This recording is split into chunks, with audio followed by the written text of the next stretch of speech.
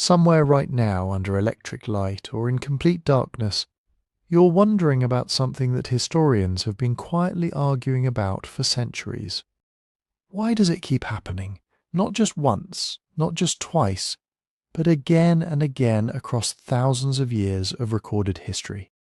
A civilization rises, it gets complicated, it gets fragile, and then something breaks it, sometimes slowly, sometimes all at once, and the pieces get swept into a corner while something new starts assembling itself from the rubble. Then that new thing rises, gets complicated, gets fragile and breaks. And what comes after looks surprisingly familiar. If you're using this to fall asleep, that's exactly why I make it. So maybe hit follow on Spotify if you're listening there. Ad-free, music-free, just the story. Link is in the description, and it genuinely helps keep this going.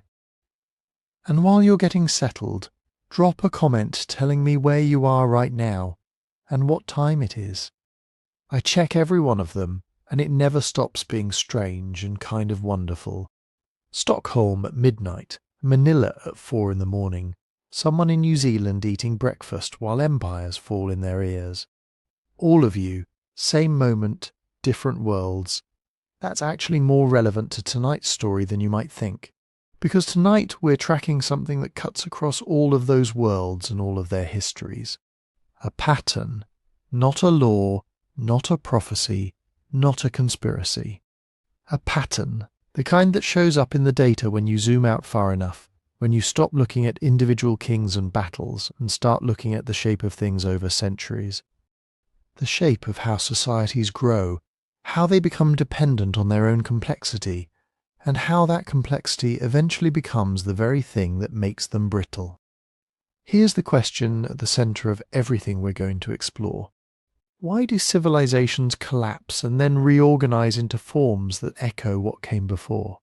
Why does the same basic architecture, centralized power, specialized labor, long-distance trade, monumental building, why does it keep reassembling itself after every catastrophe? Is there something in the logic of human organization that keeps pulling us back to the same shapes? Or is it something in the environment, in the climate, in the way resources run out and then recover? We're not going to pretend we have a clean answer to that tonight. Anyone who tells you they do is probably overselling something. But we are going to follow the evidence across several thousand years and see what it suggests. First, a definition, because the word collapse gets thrown around in ways that can mislead you. When we say collapse here, we don't mean the end of everything. We don't mean mass extinction or the permanent disappearance of human culture. We mean something more specific and, in some ways, more interesting.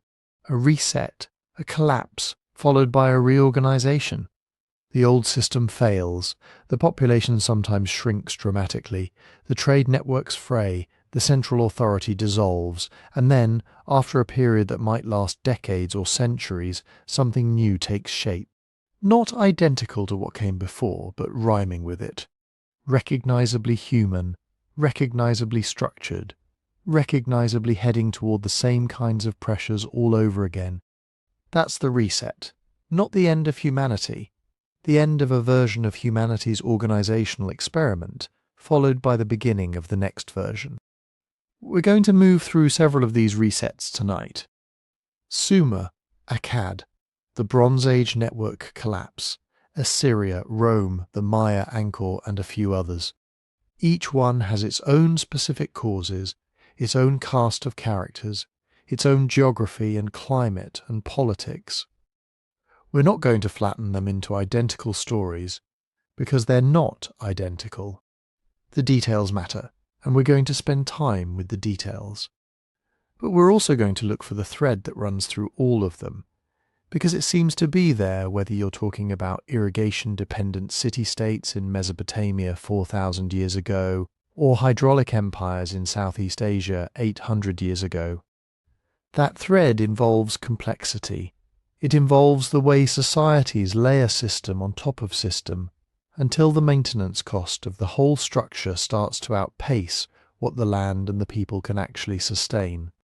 It involves climate, which turns out to be a recurring villain, or at least a recurring pressure. It involves the edges, the peripheries, that every large civilization creates, the people just outside the boundary who are always watching, always waiting, sometimes patient, sometimes not. And it involves something harder to quantify but impossible to ignore. The way knowledge gets lost in a reset. The way myths fill the space where memory used to be, and the way people in the middle of a collapse rarely know that's what it is. By the end of tonight, we'll ask the question that gives this whole journey its edge. Are we the seventh civilization in a recognizable sequence? Is there a legitimate way to count the major organizational iterations of complex human society and find that we are simply the latest one, running the same experiment with bigger machines and faster timelines? Some researchers have proposed frameworks like this. We're going to look at them honestly, with appreciation for what they illuminate and equal appreciation for where they overreach. You deserve the careful version of this, not the version designed to make you feel like you're watching the world end. Because here's what the history actually suggests. And this is maybe the most quietly remarkable thing about all of it. The resets are brutal. They are genuinely catastrophic for the people living through them. But humanity keeps threading through, keeps finding the pocket of stability, the surviving community, the preserved technique, the copied text, the oral tradition that carries just enough forward to seed the next attempt. Something always survives, something always rebuilds, and what it builds usually reaches higher than what came before, even when it's standing on the bones of the collapse. That's where we're going tonight, slowly, carefully, one civilization at a time. So get comfortable, let the details wash over you. Let the timelines blur a little if they need to. The story will hold you even if you drift. And if you do drift, that's fine. That's the whole point. The pattern will still be there in the morning, patient as geology, waiting for you to come back to it. Let's start at the beginning, or at least the beginning we know best. The first cities, the first writing. The first time human beings tried to build something complicated enough to fail in an interesting way. Before we walk into the first cities, we need to spend a little time with the idea itself. Because the word reset is doing a lot of work in this conversation, and it's worth being precise about what it means and what it doesn't. Not in a dry, academic way, in the way that actually helps you see what you're looking at when you're standing in the middle of 5,000 years of evidence. When historians talk about collapse, they're usually describing something very specific. Not the disappearance of a people, not the extinction of a culture, but a rapid and dramatic simplification. A society that had been running on dozens of interlocking systems, food distribution, military logistics, tax collection, long-distance trade, specialized craft production, centralized record keeping, suddenly finds itself unable to maintain all of those systems at once. So it sheds them, not by choice usually, by failure. The complexity doesn't wind down gracefully, it falls apart, often faster than anyone predicted, often leaving people who were experts in one narrow slice of the old system completely unable to adapt to the new conditions, because the new conditions don't need their expertise anymore. Think about what that actually means in human terms. A scribe, who has spent 30 years learning to maintain palace grain records, becomes useless when the palace burns and no one is collecting grain. A merchant who built a fortune moving tin and copper across a network of trading cities finds himself with nothing to trade and no one to trade with when the cities stop buying. A soldier trained to garrison a frontier finds the frontier has dissolved and there's no one left to pay him. Collapse isn't just political. It's a sudden deletion of the roles that held a society's self-image together. And here's what almost always survives. Language, religion, or at least the local versions of it. The knowledge held by people close enough to the land that their skills don't depend on the superstructure. Farmers, potters, midwives, local strongmen who had always existed on the edges of formal power, and now with the formal power gone, find themselves the most powerful people in the room. The reset doesn't erase humanity. It strips away the expensive upper floors and leaves the ground floor more or less intact. Sometimes cracked, sometimes half-flooded, but standing. That continuity is one of the most important things to keep in your head as we move through these civilizations. Every reset is also a transmission. Something always gets carried forward, even when the people carrying it don't fully understand what they have. A ritual that used to accompany a harvest festival gets absorbed into a new religion. A trade route that connected two empires becomes a pilgrimage road. A myth about a great flood preserves in distorted form the memory of a climate catastrophe that happened so long ago, no one alive remembers it directly. The resets are real, and they are brutal, but they are not clean breaks. They are transformations, messy and uneven, preserving more than they destroy. So what causes them? This is where the pattern starts to emerge. And the pattern, as best as we can reconstruct it from the archaeological and historical record, seems to centre on a concept that the scholar Joseph Tainter spent a career trying to formalize. The complexity trap. Here's how it works. A society faces problems. It solves them by adding complexity. A drought threatens the food supply, so you build irrigation canals.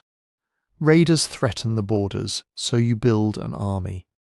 The army needs feeding, so you build a bureaucracy to collect taxes. The bureaucracy generates disputes, so you build a legal system. The legal system needs administrators, so you build schools to train them. The schools need funding, so you tax more. Each solution is rational. Each one makes sense in the moment, but each one also adds to the total maintenance cost of the system, and that cost never comes back down. Complexity is a ratchet. It clicks forward and resists clicking back. For a while this is fine, the investments pay off. The irrigation canals produce surplus grain. The surplus grain funds the army. The army expands the territory. The expanded territory funds the bureaucracy. Everything is growing, and growing systems can afford their own upkeep. But growth is not permanent. Soils get depleted. Borders reach their natural limits. Trade partners develop their own ambitions. And at some point the cost of maintaining the complexity starts to approach and then exceed what the system can actually generate.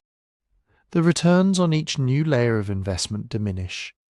You build a bigger army, and it costs more than the territory it captures is worth.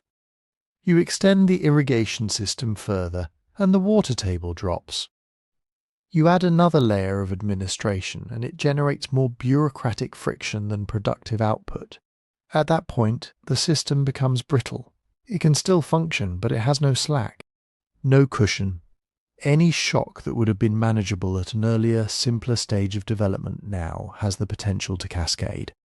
And this is where the recurring ingredients come in, because the shocks are almost always drawn from the same short list. Climate stress, inequality, brittle supply chains, legitimacy crises. Climate shows up in almost every major collapse we know of. Not always as the primary cause, but almost always as a pressure that arrives at the worst possible moment, when the system already has no room to absorb it. A decade of reduced rainfall in a civilization that depends on predictable flooding. A decade of anomalous cold in a region that has built its agricultural system around a narrower temperature range. The climate doesn't cause the collapse by itself. The fragility was already there. The climate just finds the crack. Inequality tends to accelerate the process. When the benefits of complexity flow upward toward elites, administrators, merchants, and the costs flow downward toward the farmers and labourers who actually keep the system running, you get a population that is simultaneously more burdened and less invested in the system's survival. The elites often respond to stress by extracting more, because that's the mechanism they know. This makes the underlying fragility worse even as it looks from inside the palace like a solution. Brittle supply chains mean that distant disruptions arrive with full force, without any buffer. A trading network that spans thousands of miles is extraordinarily productive in stable times.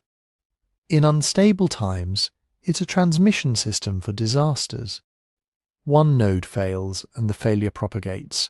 A city that depended on imported tin to make bronze suddenly cannot make weapons. A region that had specialized in wine production because it could always trade for grain suddenly finds itself without either wine buyers or grain sellers. And legitimacy crises are perhaps the most underappreciated ingredient. Complex societies depend not just on force but on consent, on the willingness of people to accept the authority of the centre and continue paying their taxes and following the rules even when life is hard. When the centre demonstrably fails, when the floods come and the king's priests cannot stop them, when the borders collapse and the army cannot defend them, when the granaries empty and the administrators have no answers, the legitimacy drains away faster than water through cracked earth. And without legitimacy, even a functioning military becomes expensive in a new way. You have to pay it constantly just to keep it from turning on you. Now, it's important to hold two things at once here. Some collapses are slow and some are sharp, and the difference matters. Rome is a slow collapse, stretched across centuries, a gradual contraction of capacity and territory that looks from inside any particular decade less like catastrophe and more like a series of manageable problems that somehow never quite get solved. The Bronze Age network collapse of around 1200 BCE is a sharp one, a cascade of failures across an entire interconnected Mediterranean world compressed into a few decades. Both are real collapses, both fit the pattern, but they feel completely different to the people living through them, and they leave different residue. The slow ones produce more continuity. Institutions transform rather than disappear. Elites adapt, convert, rebrand. The knowledge loss is real but partial. The fast ones are more dramatic and more total in their local effects. A palace system that collapses in 2 generations leaves almost nothing standing. But even there, even in the sharpest, most catastrophic resets, some things thread through. Someone carries the seed grain. Someone remembers the layout of the water channels. Someone teaches their children a song that used to be a hymn. That's the comparative method we're going to use as we move through these cases. We're not going to argue that Sumer and Rome and Angkor all fell for identical reasons, because they didn't. The specific causes are different in each case, specific and interesting and worth taking seriously on their own terms. But we are going to ask in each case the same set of questions.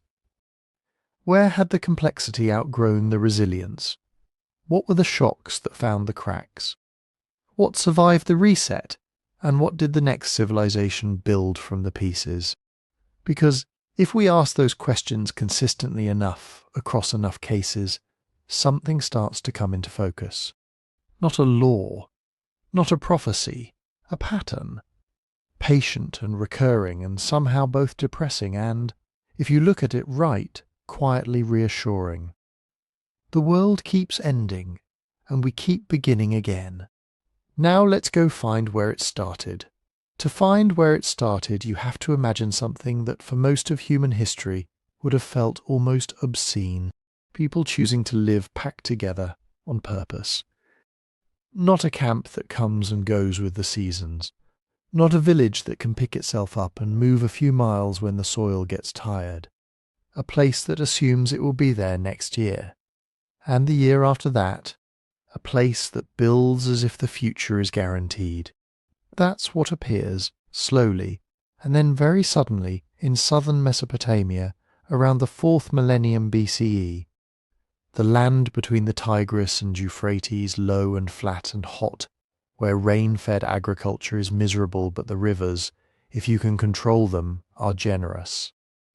The people who start doing this are not yet Sumerians in any way they would recognize. They're farmers and fishers and herders clustered around temple complexes, tending fields that don't make sense without irrigation. Gravity is doing almost none of the work here. You have to cut canals, dig ditches, shape levees, watch the water level every season, and pray that the river's mood matches your plans. This is the first part of the pattern. To solve the problem of unreliable rainfall, they don't move. They don't simplify. They add complexity. Little canals become big ones. Individual families cannot maintain a mile-long earthwork that needs constant cleaning and patching. So you need coordination. You need someone who says, everyone from this neighborhood is out there next week with shovels, and if you don't show up, there will be consequences. In early Sumer, that someone is usually the temple. The earliest cities, Eridu, Uruk, Nippur, grow around sacred precincts. The god owns the land. The god owns the water. The god needs food and clothing and offerings, but the god of course cannot personally manage the day-to-day details of ditch clearing and barley rationing. That requires humans, priests, administrators, supervisors, the first class of people whose full-time job is managing other people's labour. This is where administrative complexity begins to thicken. You need to know how much grain came in from which field, how many workers showed up for canal maintenance, how much beer is owed to the crews at the end of the day. Spoken memory will not scale to a town of 10,000 people. So very quietly, with clay and a reed stylus, writing is born. At first it's not poetry, it's not law codes or royal inscriptions. It's numbers, tallies, tokens pressed into clay envelopes to stand for sheep or jars of oil. Then the marks on the outside becoming more important than the tokens inside. Then the tokens disappear, and only the marks remain. This is civilization's first operating system. Wet mud, pointy sticks, and a bureaucracy trying to keep up with the water.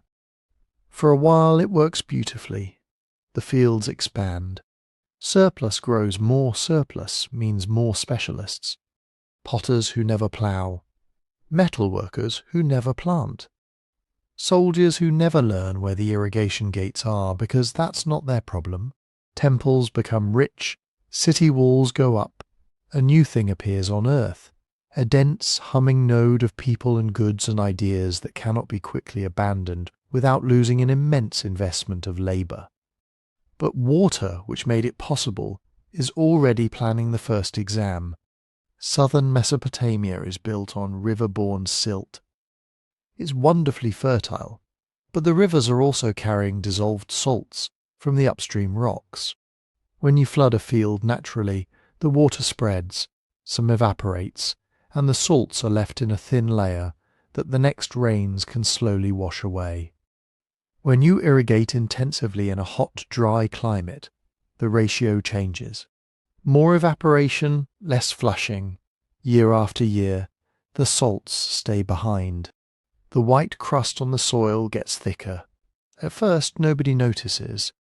The yields are so spectacular compared to dry farming that a small decline just feels like a bad season. You respond with the tools civilization has given you. Increase the irrigation, extend the canals, bring more land into production. Double down on the very thing that is causing the problem. Archaeologists reading ancient field records think they can see this process in the numbers. Over centuries, barley hangs on, but wheat disappears from the southern Mesopotamian crop lists. Wheat is fussier. It quits first when the salt builds up. Barley is tougher, but even barley has limits. This is one version of what resource fragility looks like in the real world. Not an instant disaster, a slow drift in the background data that can be explained away right up until it can't. As the land strains, something else is happening overhead. Cities are multiplying. By the early dynastic period, the Sumerian plain is a quilt of independent city-states, each with its own god, its own ruling elite, its own irrigation system, its own pride.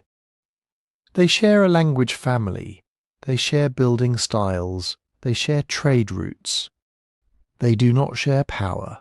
City-state rivalry becomes part of the landscape just as surely as date palms and ziggurats.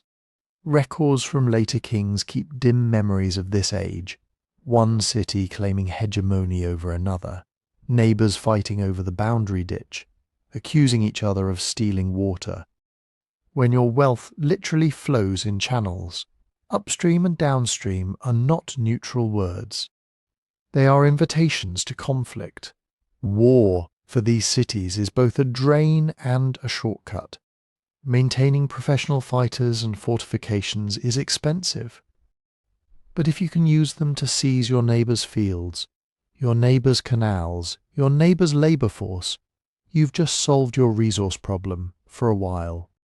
And war does something else to complexity. It accelerates it. A city constantly mobilizing for conflict needs predictable revenue. You cannot fund campaigns with ad hoc temple offerings and voluntary canal days. You start to standardize rations, labor obligations, taxes paid in grain, in silver, in manufactured goods.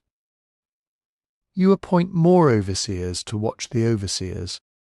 You write more tablets, lists of spearheads, lists of conscripts, lists of cities you've brought to heel and the tribute they owe.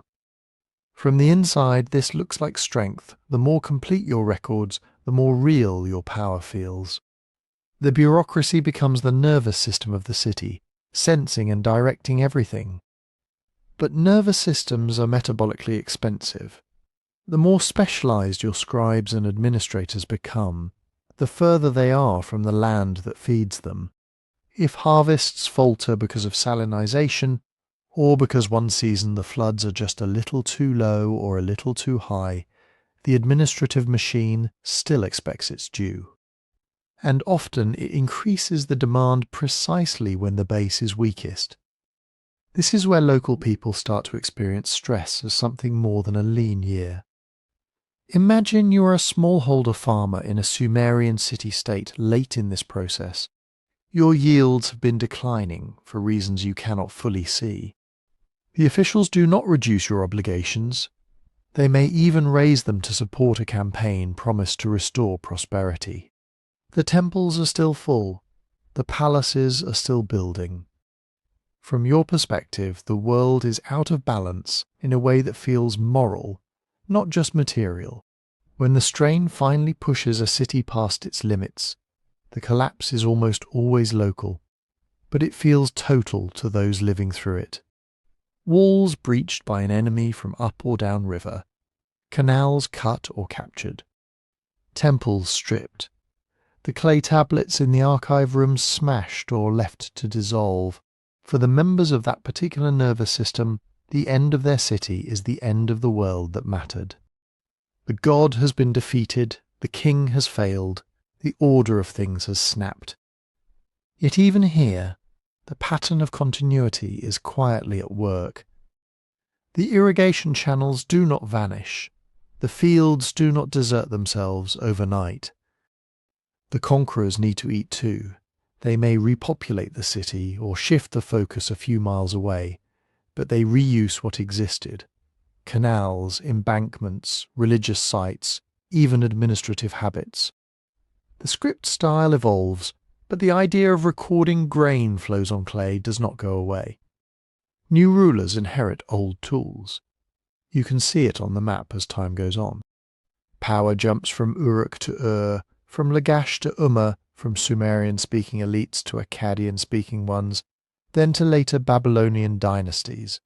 Names change, pantheons get rearranged, law codes are rewritten. The template persists. Irrigated fields feeding dense urban hubs, coordinated by a bureaucracy that keeps track of obligations and moves resources through the system. This is the core of what Sumer gives to later Mesopotamia. The very idea of city life attached to canals and archives and organised labour. It's an inheritance that will be retuned and repackaged over and over again, even as individual cities rise and fall, even as some people in some generation wake up surrounded by ruins and assume that everything is over. From our perspective, looking back across the strata, we can see that those early ends were really stress tests. The first experiments in how far you can push a complex, irrigation-based civilization before the ground under it, literally the ground, begins to bite back. And the answer, then as now, is unsettling. When your foundational resource is water in a marginal environment, and you've built a tight, expensive web of institutions on top of it, prosperity and fragility are the same project. The canals that make you strong are also the channels along which failure will run when the floods change, or the salts build, or your neighbour upstream decides that your fields can be his solution. The people of Sumer didn't know they were sketching out the first version of a pattern that would echo through empires for 5,000 years. They were just trying to keep the water flowing and the granaries full. The next civilization in this story will take their template and push it harder. It will scale the system up, stretch the networks further, and discover in a more dramatic way how Overreach turns complexity into a trap. That civilization is Akkad. Akkad appears in the record like a climax. Sargon of Akkad, if we trust the later traditions, starts not as a god's chosen heir, but as a cupbearer. A court servant who somehow seizes power, takes a city whose archaeological footprint we still haven't quite pinned down, and then does something no one in that landscape had done before. He strings the river cities together: Uruk, Lagash, Nippur, Kish, Murray, Ebla, places that had spent centuries fighting as peers are turned, one by one, into provinces. Local kings become governors. City gods, who once dealt with each other as rivals, are folded into a higher pantheon with Akkad's god at the centre. What Sumer had pioneered, Akkad scales. From the outside, this can sound like the familiar story of a conqueror: armies marching, walls falling, statues dragged away as trophies. But the deeper shift is administrative, not just military. It's about turning a quilt of independent irrigation systems into one empire-sized nervous system. Imagine the logistics. Canals dug by Sumerian-speaking farmers at the mouth of the Persian Gulf. Dry farming villages speaking other dialects in the north. Trade routes stretching into Anatolia for metal and into the east for stone and timber. People with different gods, customs and calendars are now expected to obey edicts stamped with the king of Akkad's seal. To make that stick, you need more than soldiers. You need a way to measure and move grain across hundreds of kilometres. You need to settle and resettle populations so that conquered elites are watched, loyal garrisons are fed, and strategic zones are never entirely in local hands. You need tax rates and labour quotas and standard weights applied not just to one city's hinterland but to dozens. Akkad leans hard on the tools Sumer invented: writing, sealing, account-keeping. But it also adds something new, a clear sense that the centre is entitled to reach deep into the periphery. Texts from this period talk about the land of Akkad almost as if it's a single household. The king boasts of making the 4 quarters of the world kneel and bringing their resources into his storehouses. Extortion elevated into ideology. If you're one of the people in the middle fields, far from the royal residence, this may not change your daily tasks at first. You still plant barley, watch the canals, try to pay your obligations. But more of what you produce is now earmarked for somewhere else. For the capital, for standing armies, for luxurious palaces and long-distance expeditions. An empire creates new layers of dependency. Soldiers in Akkadian garrisons do not grow their own food. Scribes in provincial offices do not spin their own cloth. The larger the imperial apparatus, the higher the fixed cost in grain and labour just to keep it idle, even in peacetime. And because Akkad is ruling over many languages and traditions, it also has to invest in another invisible infrastructure, trust, or something like it. Local rulers are turned into vassals. Their daughters marry into Akkadian lines. Akkadian princes marry out. Hostages, honour, and family ties are woven into the political net. Governors receive seals and titles that say, in effect, you hold this land for the king. Temples are endowed, but also supervised. Priests pray for the health of a monarch who may live weeks away by donkey. This is what an early multi-ethnic, multi-regional empire looks like when it's working. A constant flow of grain, cloth, metal and people moving along river and road toward a centre that redistributes enough, rewards enough, and terrifies enough to keep most players in the game. For a few generations, Akkad seems to manage this balance. It secures trade, pushes boundaries, plants Akkadian-speaking colonies, spreads its administrative style inland and upstream. But the same thing that makes it impressive makes it brittle. When you knit your fortunes to dozens of distant regions, you're no longer buffered by local variation. You're exposed to continent-sized risks.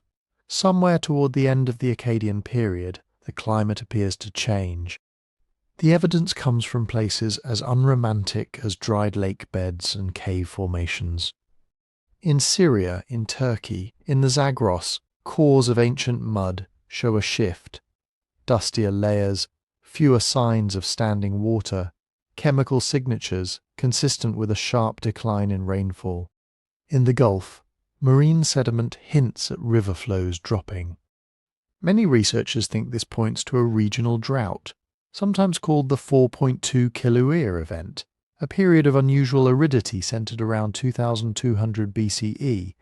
The dates are fuzzy, the severity debated, but the direction is clear. At some point, the easy assumption that the next years would look like the last starts to wobble. What does a few years of poor rain do to an empire built on surplus? On rain-fed fringe lands, harvests shrink, herds thin.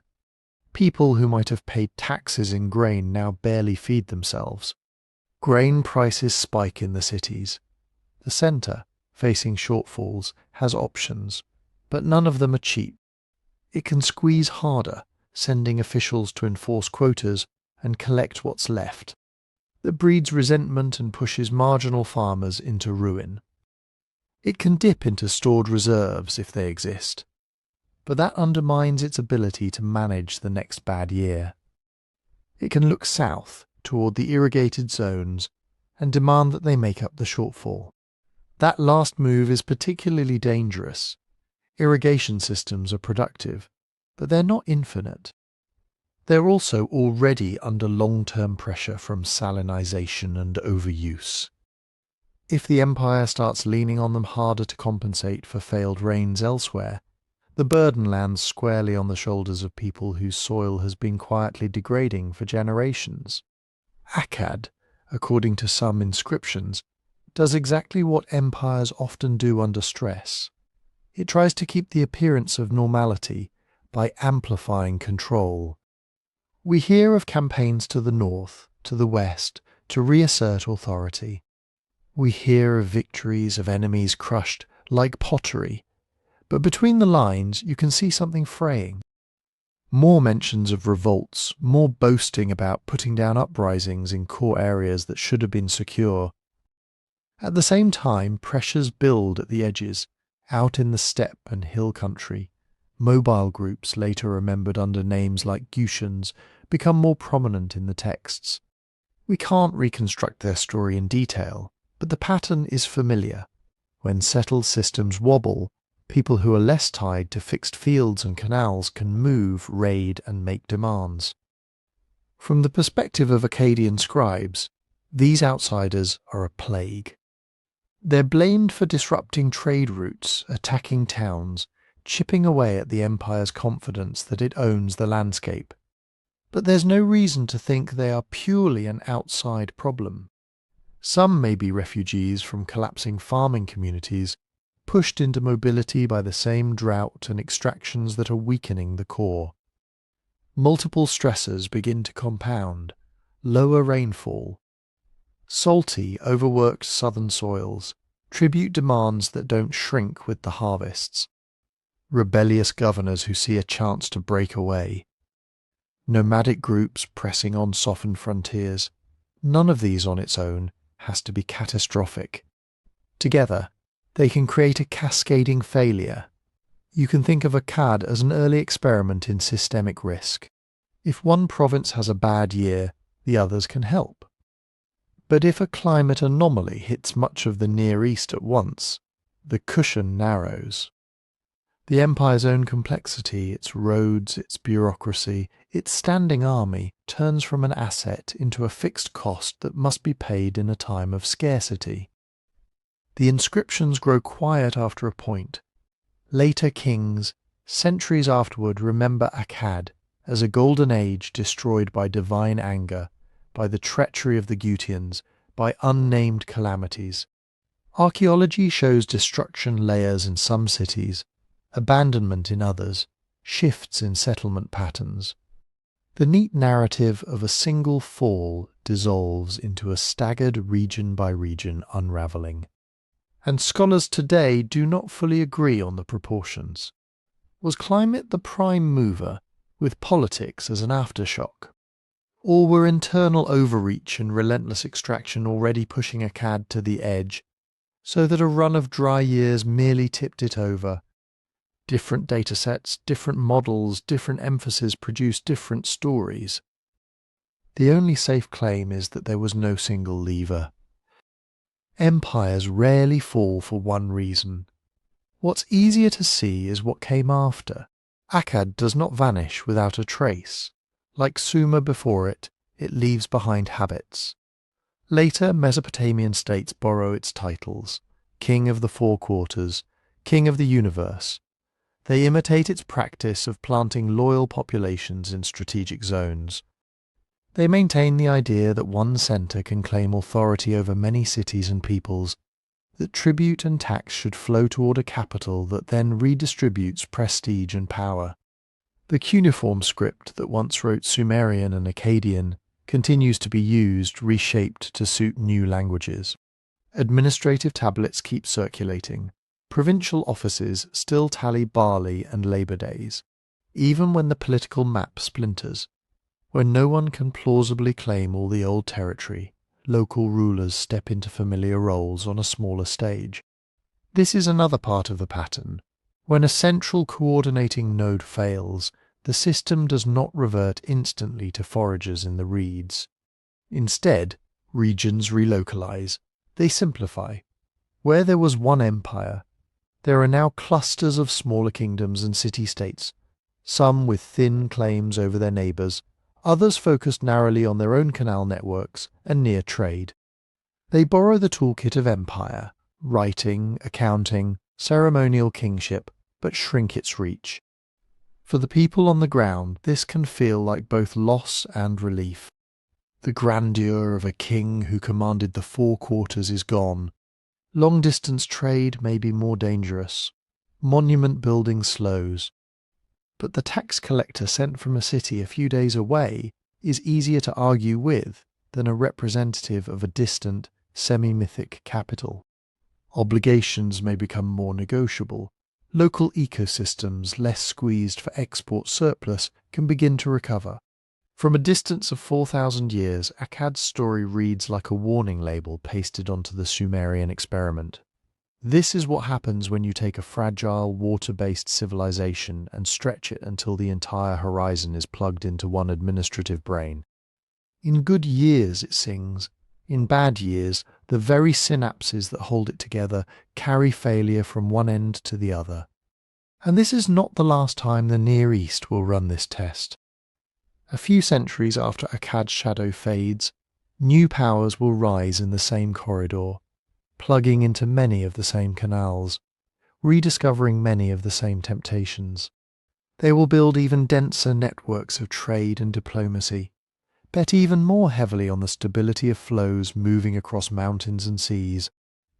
When those networks break, the reset will ripple far beyond Mesopotamia. That's the world of the Bronze Age collapse. By the Late Bronze Age, the experiment had scaled far beyond a single river valley. From the Aegean to Anatolia, from the Levant down into Egypt, the Eastern Mediterranean was stitched together into something like a single operating system. Dozens of kingdoms, hundreds of cities, thousands of ships, all moving along a shared set of expectations. In palace archives from places like Ugarit, Hattusa and Thebes, you can still read the letters. Great kings call each other brother, address each other as equals, complain about the quality of gifts and the lateness of shipments. They send daughters to marry foreign royals. They demand gold, lapis, cedar, horses, fine linen, finished chariots. They grumble when tin deliveries are delayed because without tin there is no bronze. And without bronze your armies are naked. Each palace is an island, but none of them are really self-sufficient anymore. Egypt depends on Levantine ports for wood and copper. Hatti depends on allies for grain when Anatolia's harvests fail. Canaanite cities depend on Cypriot copper and inland caravans. Mycenaean palaces in Greece import luxuries and metals from far to the east, and export oil, textiles and finished goods back. On the tablets this all feels normal. A ship sinks, another is sent. Bandits attack a caravan, and the king of the region is expected to compensate. A drought hits in one corner, and grain is requested from another. The brothers argue, but the grammar of the arguments assumes the network will keep humming.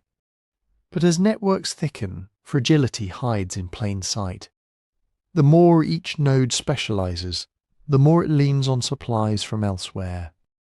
One region focuses on timber, another on grain, another on copper, another on horse breeding, another on textiles. This can be incredibly efficient. It also means that if a few key flows seize up, the whole machine starts to grind. Most people in this world are not kings. They are farmers, herders, labourers, working land assigned by palaces, owing rations and service to institutions they will never see. Palace economies rule by redistribution. Grain, wool, metals and labour pour in as tax and tribute. The palace, temple and their satellites then allocate rations, tools, chariots, bronze weapons, prestige goods. Specialists, bronze smiths, chariot makers, scribes, elite warriors are fed by this flow. They do not grow their own food. They live on promises. As long as the centre can take in more than it gives out, this feels stable, even generous. When that balance flips, the whole arrangement is exposed. Around 1200 BCE, many lines of evidence start pointing in an ugly direction. Pollen records and lake cores from parts of the Levant and Eastern Mediterranean suggest a shift toward drier conditions. In some regions you see a long run of reduced rainfall, poor for rain-fed agriculture.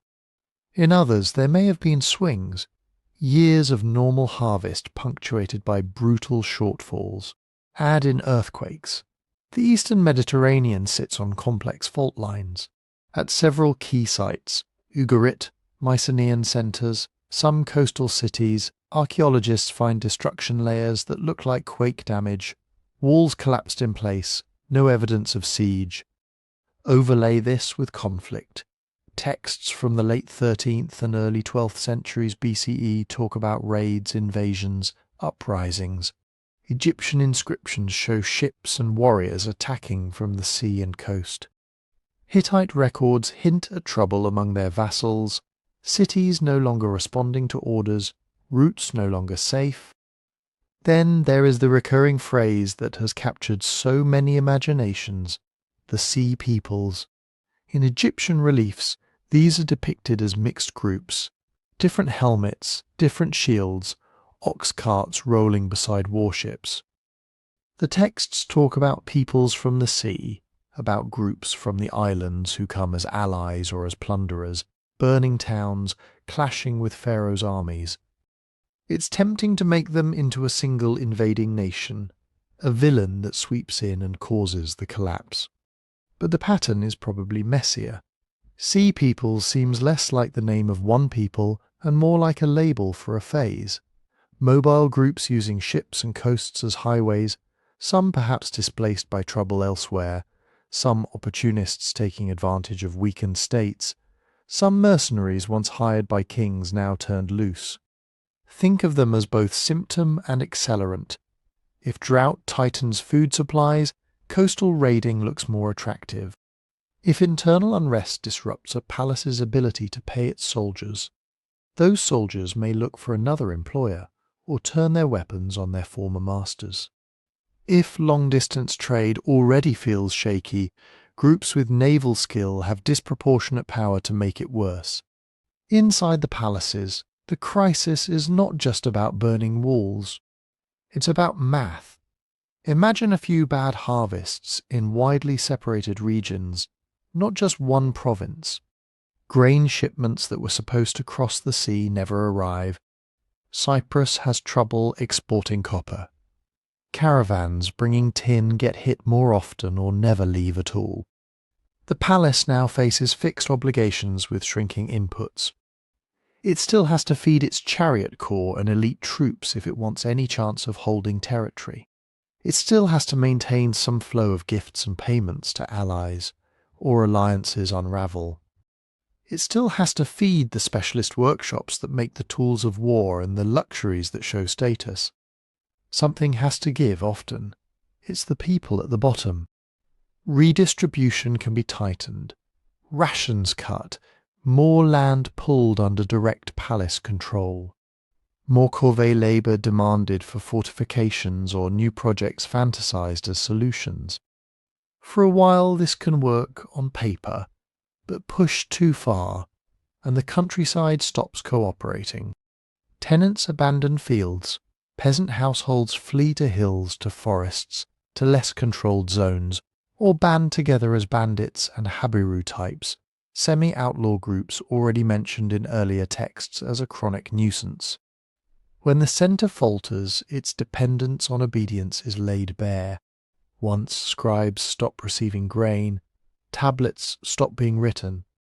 Once workshops stop receiving copper and tin, bronzes stop being cast. Once garrisons stop receiving rations, the last defence against raiders turns into another hungry group, looking for plunder. Across the region the timing is not perfectly synchronized, but the map tells the story. Atti, the Hittite Empire, disintegrates. Its capital is burned and abandoned.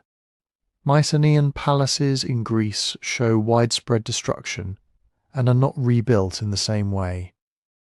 Many Levantine harbour cities are destroyed or shrink dramatically. Trade routes that had tied these centres together go quiet. Writing, which in this world is mostly a tool of palaces and big temples, shrinks with them. In Greece, the linear B script disappears. For centuries afterward we have almost no writing from that landscape. Crafts, too, simplify. Pottery loses some of its fine, intricate forms. Monumental architecture becomes rarer. The idea of a heavily armoured, chariot-centred aristocracy gives way to different, often rougher modes of war. Population does not vanish, but it moves. Some people cluster in more defensible hilltop sites. Others spread into marginal lands as tightly organised palace estates break apart. In a few places, new fortified villages appear where old cities once tried to rule a wider hinterland. From later vantage points, this era looks like a dark age, not because people stop thinking or feeling, but because our usual lights, inscriptions, palatial archives, monumental building, dim. The high complexity version of Bronze Age life, with its layers of bureaucracy and diplomacy, is interrupted. Underneath, though, something else is happening. Local traditions keep going. Farming continues. Small-scale trade never fully stops. It just becomes riskier and more regional. New political forms emerge, chiefdoms, small kingdoms, confederations that don't immediately try to recreate the sprawling palatial order, seen through the lens of our pattern. The Bronze Age collapse is what it looks like when highly specialized networks snap. No single drought kills everything, no one earthquake levels the map. No group of marauders by themselves can erase centuries of urban life. But when climate stress, seismic events, internal class tensions, elite infighting, high military costs, piracy and mass movement all intersect, and when every major player is leaning on everyone else, the failures begin to cascade. Legitimacy travels along the same lines that grain and copper do. When kings can no longer guarantee safety for caravans, no longer pay mercenaries on time, no longer send or receive the expected diplomatic gifts, their claims to be great kings, brothers, favoured of the gods, ring hollow. Vassals defect, allies hedge, subjects rebel or simply walk away. The letters from the last days of Ugarit capture this feeling in microcosm. A local ruler pleads for help, reports ships seen in the sea, attackers in the land, routes cut. He expects that someone, somewhere in this network will respond, the way they used to. No help comes.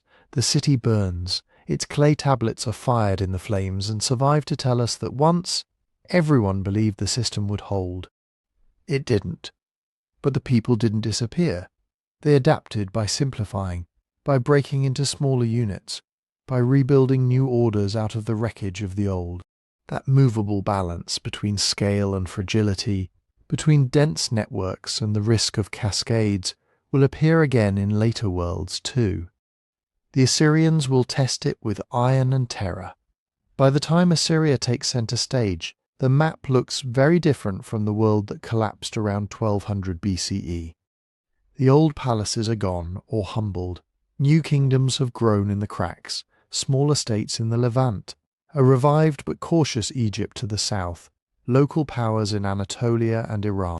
For a while, no one tries to run the whole board. Then, slowly, from the upper Tigris, a different kind of machine begins to assemble.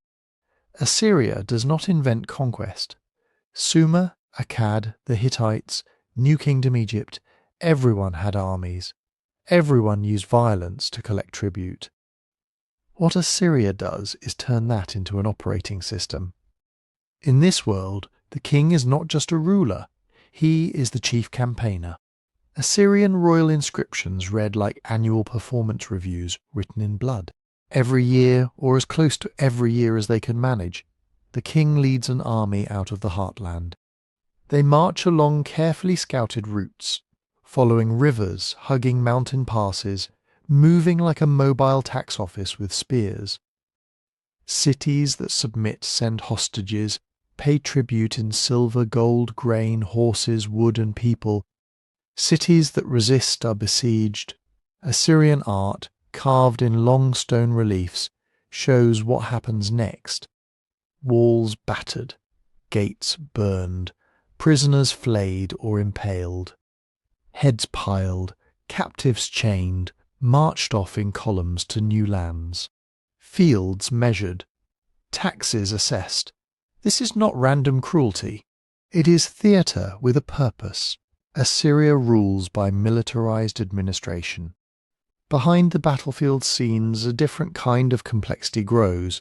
Provinces carved out of conquered lands, overseen by governors appointed from the royal centre, watched by royal agents, connected by roads and relay stations.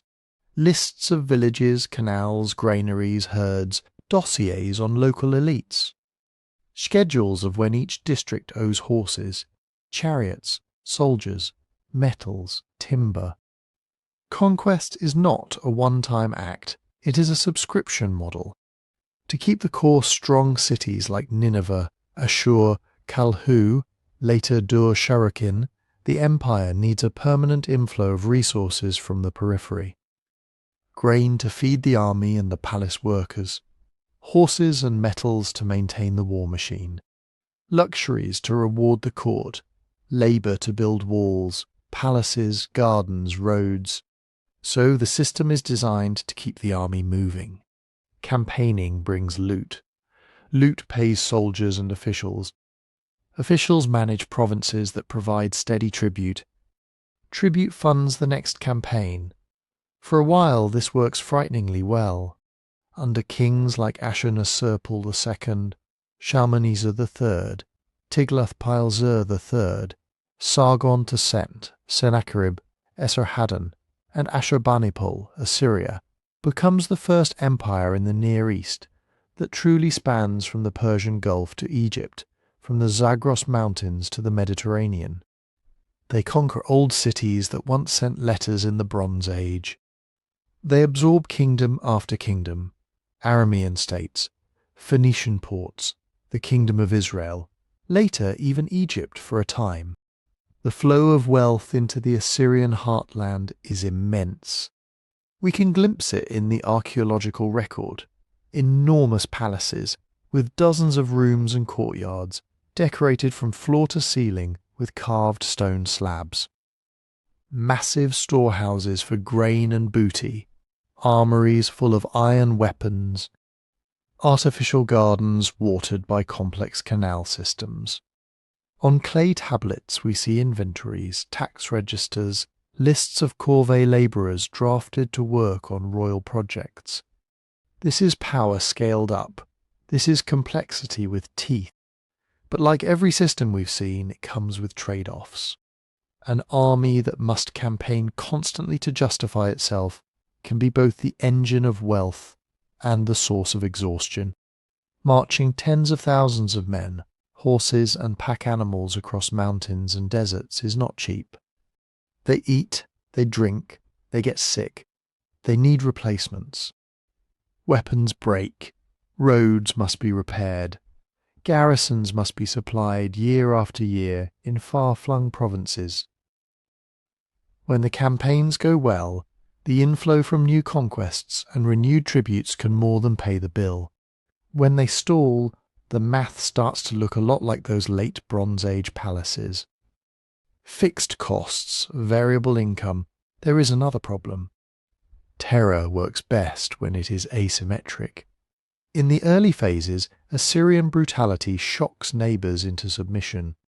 Tales of what happens to rebels spread faster than the armies. Rulers think twice about defying Nineveh when they've seen what happened to the last city that said no. But over time, enemies watch and learn.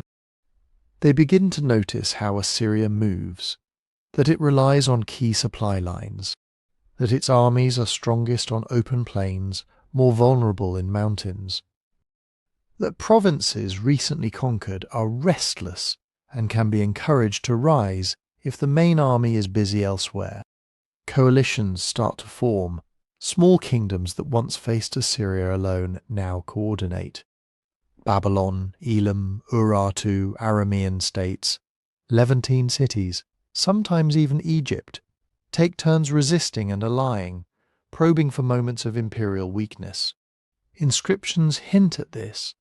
They brag when coalitions are broken, when the kings of the seacoast and the inland are forced to bow. But the very need to brag tells you the threat was real. Each time Assyria crushes a rebellion, it must send troops, devastate fields, deport populations.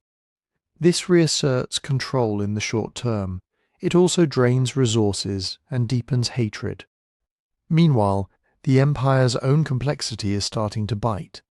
Ruling a patchwork of languages, religions, and legal traditions is not just a military challenge. It is an administrative one. Assyrian kings often leave local elites in place as vassals or provincial officials, Aramean princes, Phoenician merchants, Babylonian scribes, so long as they cooperate. These local players know their own societies better than anyone shipped in from the Tigris. But this creates a delicate balance. Too much trust and provinces can quietly build their own power, waiting for a chance to break away. Too much centralization, and the local knowledge that keeps tax flows smooth begins to dry up, replaced by resentment and misunderstanding. On top of this, there is the old familiar problem that haunts many empires: succession. Assyrian kings are absolute in theory, but brothers, sons, generals, and provincial governors all have real power and real ambitions. When a king dies, especially if he dies unexpectedly or leaves young heirs, the transition can get bloody. Civil war in a highly militarized state is particularly dangerous. The same logistical apparatus that can move an army in one direction can be turned inward. Garrison commanders must choose sides. Provinces test the centre to see how distracted it is. From the outside, watching enemies see opportunity. By the late 7th century BCE, these pressures converge. Assyria is still terrifying on paper, still full of palaces, still fielding large armies, but its margins have thinned. A series of hard campaigns, internal strife, costly wars against Babylon and Elam, chronic uprisings in provinces that no longer believe Assyria is permanently unbeatable. Then, in a remarkably short window, the balance flips. In 626 BCE, a Babylonian prince, Nabopolassar, revolts and gradually consolidates southern Mesopotamia. To the east, the Medes, an Iranian people long on the edges of Assyrian power, are rising. They have learned from Assyria's methods: siegecraft, coordinated campaigning, alliance building. Instead of facing isolated enemies, Assyria now faces a coalition that can hit multiple fronts. In 614, the Medes sack the old city of Ashur. In 612, Babylonian and Median forces besiege Nineveh itself. Later sources describe a brutal, drawn-out fight. Water diverted, walls breached. Within a few years, the core cities that had dominated the region for centuries are destroyed or abandoned. The empire fragments. Provincial governors and local kings scramble to survive under new masters. From a distance in time, the fall feels sudden. 1 decade. Assyria is claiming to be king of the universe, boasting of crushing rebellions across a huge territory. The next, its major cities lie in ruins, and its name survives mostly in the boasts of its conquerors. But under the surface, the pattern is familiar: a system built on coercive complexity, expensive military infrastructure, intricate provincial administration, constant campaigning, works as long as the inflows keep pace with the outflows. As long as there is new territory to raid, new tribute to extract, enemies too disorganized to coordinate, enough surplus in the core to absorb the shocks. When those conditions change, the buffers thin quickly. Enemies adapt, forming counter-networks. Internal factions learn to weaponize the very instruments of control: armies, roads, tax systems, for their own bids for power. Peripheral regions, once cowed, become laboratories of resistance, testing the limits of the centre's reach. Once the illusion of inevitability breaks, collapse can cascade. Garrisons change allegiance. Vassals stop sending tribute. Provinces once held by fear realize that the terrifying army is busy elsewhere, or simply isn't coming. Yet just as after the Bronze Age collapse, the story doesn't end in pure ruin. Assyria's cities are sacked, but urban life in the region does not vanish. Babylon, already ancient, rises again as a major power. Median and later Persian rulers adopt and adapt Assyrian administrative practices: provinces overseen by royal officials, relay stations for rapid communication, standardized record-keeping. The techniques of governance, how to count people and fields, how to move armies, how to manage multi-ethnic provinces, do not die with Nineveh. They are copied, refined, and wrapped in new ideologies. Cultural memory persists too, sometimes in strange ways. Later traditions in the region remember Assyria as a byword for arrogance and cruelty, or as a lost giant lurking in prophetic texts. Stories about great kings, great cities, sudden falls keep circulating. Even the physical ruins exert a pull. Later empires build near them, quarry stones from them, tell tales about giants and ancient monarchs who once ruled from there. In the pattern we're tracing, Assyria marks another point on the curve. Push complexity through coercion, militarized extraction, terror backed by bureaucracy, and you can build something that seems monstrously strong. But the cost of keeping it running is high, and the tolerance for error is low. As long as flows of tribute and fear remain steady, the machine hums.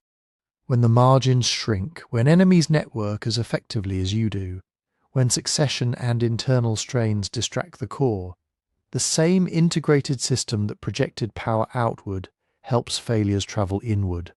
Still, the reset is not total. Techniques survive. Urban traditions endure. The idea of ruling vast, diverse territories through roads, records, and professional armies becomes part of the region's permanent toolkit. Others will pick it up. Rome will take these lessons further than any ancient power before, turning imperial complexity into everyday life for millions. And Rome's version of the pattern will show us something else. What happens when a civilization tries to soften coercion with law, identity, and citizenship, and still finds that keeping the machine fed becomes the central problem? By the time Rome is ready to matter, the Assyrian way of ruling roads, records, armies, provinces is an old script.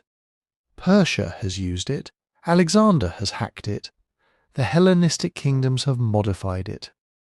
Rome doesn't invent empire any more than Assyria did. What Rome does is something subtler. It makes empire feel like normal life.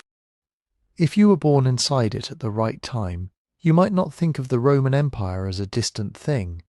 It would just be the world, paved roads under your feet, standard coins in your hand, a legal language that turns messy local arguments into neat Latin or Greek formulas, grain from hundreds of miles away showing up somehow in your city market. From Britain to Syria, from the Rhine to the Nile, Rome builds a kind of everyday infrastructure of belonging. The roads are the most famous. They begin as military corridors, hardened paths to move legions quickly to trouble spots. But once they exist, everything uses them. Merchants, pilgrims, letter carriers, tax officials, imperial couriers changing horses at relay stations. Distances that once took weeks of guessing and mud now become predictable, almost timed. You can send orders across mountains and trust they will arrive. This is how a single centre can pretend to govern an entire sea. Along with the roads comes something less visible: fiscal and monetary integration. Rome does not rely purely on tribute in kind. It mints coins in huge quantities, denarii, sestati, aurae, and expects taxes, salaries, and many transactions to be reckoned in money. A soldier on the Danube can be paid in coins that are accepted in a market in Egypt. A tax farmer in Gaul can send payments converted into standard currency to the treasury at Rome or Ravenna, or wherever the emperor is sitting this year. When the system works, this makes everything feel smoother. It also hides a risk. Once the economy is built around those coins, any strain in the imperial budget can ripple outward. Layered on top of this are Roman law and Roman citizenship. In earlier empires, law is often local. Custom in one city, temple rules in another, royal decrees on top of that. Rome does something different. It gradually develops and spreads a common legal framework: contract law, property law, rules about inheritance, marital status, citizenship. Local traditions do not vanish, but they have to fit around or under this imperial spine. Over time, a shared legal language emerges. Arguments in provincial courts can be appealed, at least in theory, to higher authorities, all the way to the emperor. Jurists write opinions that circulate across the empire, shaping how cases are decided. This is not just control, it is also a kind of offer. In many periods, Rome extends citizenship rights to more and more people. What began as the privilege of a city gradually becomes a status that millions can claim. In exchange, you owe taxes, service, loyalty. In return, you gain a place in a larger imagined community, a sense that you are, at least on paper, part of the same order as the people at the centre. And behind all of this, quietly sits grain. Rome's population becomes too big and too detached from direct farming to feed itself locally. So the empire organises a vast grain supply system. From Sicily, North Africa, Egypt, wheat and other staples flow toward the central cities. Ships cross the Mediterranean in seasonal rhythms. Warehouses line harbours. Administrators track grain levies from estates and provinces. For hundreds of thousands of people in Rome and other big cities, bread is not just food. It is a promise that the system is still working. You can start to see the pattern. Roads, currency, law, grain, frontier defences along rivers and walls from Britain to Mesopotamia. All of it weaves an enormous web. The more it works, the more people depend on it. The more they depend on it, the more expensive it becomes to maintain. Scale brings benefits, trade, security, shared identity. But it also brings rising fixed costs. Every new fort on the frontier must be supplied. Every city expects its aqueduct to be maintained. Every legal appeal needs scribes and judges. Every coin must be minted from metal that has to be mined, transported, purchased. In the early and middle imperial periods, conquest and growth help pay these bills. New provinces mean new tax bases, new mines, more land for grain. But conquest has limits. Once the easy territories are taken, expansion slows. The empire hits long, hard frontiers, deserts, mountains, peoples who are expensive to subdue and even more expensive to hold. At the same time, internal pressures begin to mount. Politics at the top grows more unstable. Emperors are made and unmade by troops. Civil wars flare as rival generals march legions against each other. Every civil conflict is a double drain. Armies that should guard frontiers instead fight in Italy or the Balkans. Fields are burned, cities damaged, treasuries emptied to pay loyal soldiers. Disease joins the list of stresses.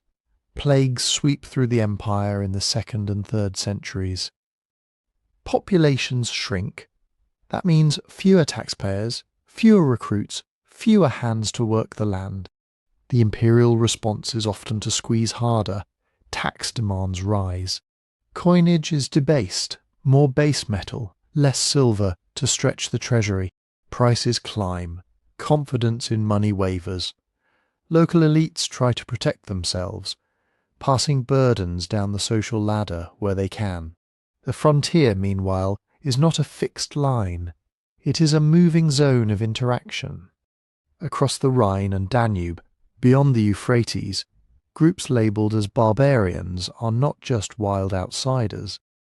Many have traded with Rome for generations. Some have served as mercenaries, lived inside the borders, adopted aspects of Roman culture. They watch, they learn. When central authority is strong, the frontier holds. When civil wars weaken the centre, or when plagues thin the garrisons, opportunities open. Pressure from these frontier groups increases just as the empire's internal buffers thin. For the western half of the empire, the 4th and 5th centuries become an age of negotiated invasions, settlements, shifting loyalties.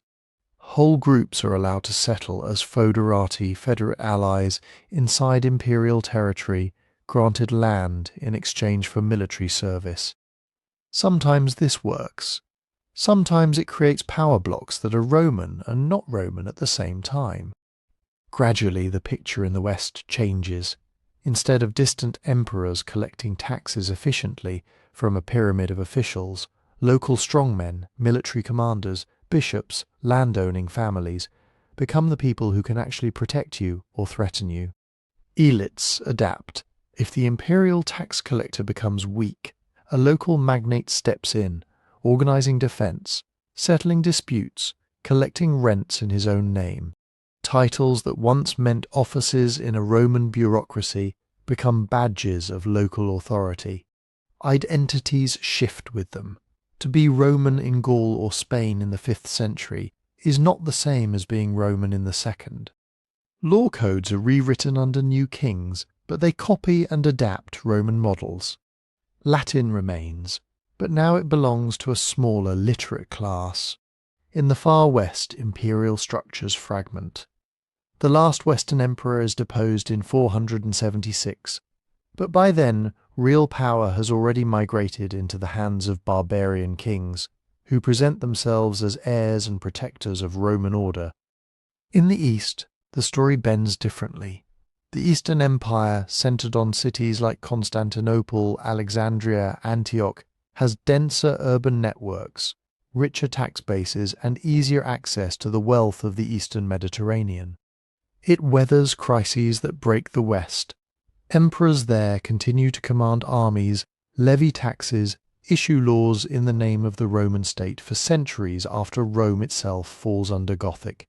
Then, later other powers. Modern historians often call it the Byzantine Empire, but its rulers call themselves Romans. They compile massive law codes like Justinian's, maintain a professional bureaucracy, field standing armies, and keep imperial coins circulating.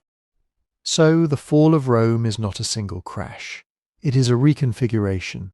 In the West, imperial complexity simplifies. Large-scale tax systems shrink or vanish. Coin use declines in many regions. Long-distance trade contracts, though it does not disappear. Local authorities, kings, counts, bishops, take over functions once handled by imperial officials. The language of loyalty shifts from universal empire to narrower affiliations, people, tribe, faith, local lord. At the same time, threads of continuity run right through the break. Christianity, once a persecuted minority religion, becomes a major carrier of memory.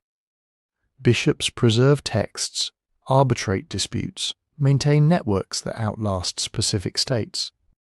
The Church becomes one of the few institutions that still operates across regions. Roman law does not die, it lingers in church courts, in local customs, in the great compilations of the Eastern Empire. Centuries later, in medieval universities, scholars will study those texts and use them to build new legal systems. Cities persist in many places, though poorer and smaller. Markets still meet. Goods still travel along the old roads and sea lanes, even if less frequently. Wine, oil, ceramics, luxury items. Some frontier groups that once attacked the empire now run kingdoms from old Roman towns, using its language for their charters. The pattern we've been tracing shows up clearly here. As the system strains under the cost of its own integration, roads, armies, bureaucracy, payouts to allies, something has to give. You cannot keep every layer running at full power forever. So complexity simplifies, not into pure ruin, but into a different shape. Large, centralized tax and military structures thin out in the West, replaced by patchier, more personal power networks. The idea of a universal empire shrinks, but the techniques it used, laws, roads, written administration, a universalizing religion, flow into new containers. Legitimacy is renegotiated. Instead of loyalty to the emperor as the embodiment of Rome, you get loyalty to a Christian king or to a city or to a faith community that claims deeper authority than any single state. The Roman reset is long, uneven, and regionally varied. It includes catastrophe and continuity at the same time, but in its broad lines it matches the older stories. A system grows by weaving everything together. The costs of keeping it woven rise. Under external pressure and internal strain, the old integration can no longer be afforded. Pieces fall off, local actors step in, and over generations the network reknits itself around new centres of meaning. On this side of Rome, the world that emerges will look very different from the high empire of marble and legions. But if you look closely, the bones are still there. Old roads under new carts, old laws under new names, old cities wearing new crowns. The reset does not erase. It rearranges, and in the next phase, in the world of late antiquity and early medieval Europe and the Near East, we can watch those rearranged pieces slowly assemble new orders out of old parts. If you could walk those old Roman roads in, say, the 6th or 7th century, you wouldn't find emptiness. You'd find change. Miles of paving stones might be broken, grass pushing up between them, way stations abandoned. But the line of the road would still guide feet and hooves. Farmers would still use it to bring grain to a nearby town. A king's messenger might still gallop along it with a wax-sealed letter, claiming authority in the name of some kingdom that did not exist when the road was laid. This is what after Rome actually looks like. Not a clean slate, but a landscape filled with stubborn leftovers. New rulers inherit these leftovers unevenly. A Frankish king in Gaul might call himself Rex Francorum, king of the Franks, but he also uses the old Roman titles, consul, patricius, sometimes even Augustus in his charters. His scribes write in Latin, his counts, comites, the emperor's old companions, administer districts that still follow the outlines of Roman provinces. But ride north and the pattern changes. In some regions of Britain, coins disappear almost entirely for centuries. Villas crumble, town life shrinks to fortified hilltops and monasteries. Old Roman baths become quarries for stone. The empire's grid fades, and local power settles into villages and clan territories that barely remember formal taxation. Further east, in the surviving Roman Empire centred on Constantinople, the old machine still whirs, even as pieces fall off. The emperor's officials still collect taxes, now sometimes in kind rather than coin. They still march armies, issue laws, repair walls. The land registers and fiscal districts of the late empire bend but do not break. Greek replaces Latin at the top, but the word Roman is fiercely guarded. There is no single script for what comes after a vast system. Instead, there is a patchwork of adaptations. One of the most important actors in this patchwork is not a king at all, but an institution that had grown up inside the empire and then outlived it, the church. When imperial schools close or shrink, bishops' houses and monasteries become the places where reading and writing still matter. A boy who might once have gone to study rhetoric to become an imperial lawyer now becomes a priest or a monk, learning his Latin from psalms and sermons. In cities, bishops step into roles once held by imperial governors. They negotiate with invading armies, they organise famine relief, they arbitrate disputes. Their letters travel along the same roads and sea routes that once carried imperial rescripts. In the countryside, monasteries become new nodes. A monastery is a strange hybrid: farm, school, workshop, library, spiritual retreat, administrative centre. It needs land to feed its members. It needs tools and craftsmen. It needs scribes to copy the Bible, the writings of church fathers, and, sometimes, bits of pagan science and philosophy that would otherwise vanish. In these scriptoria, old knowledge is not simply preserved. It is filtered. A monk might copy Virgil, but he reads him through a Christian lens. He might preserve a few treatises on medicine and astronomy because they help calculate Easter or heal the sick. Long technical tax manuals, detailed military treatises, complex bureaucratic regulations.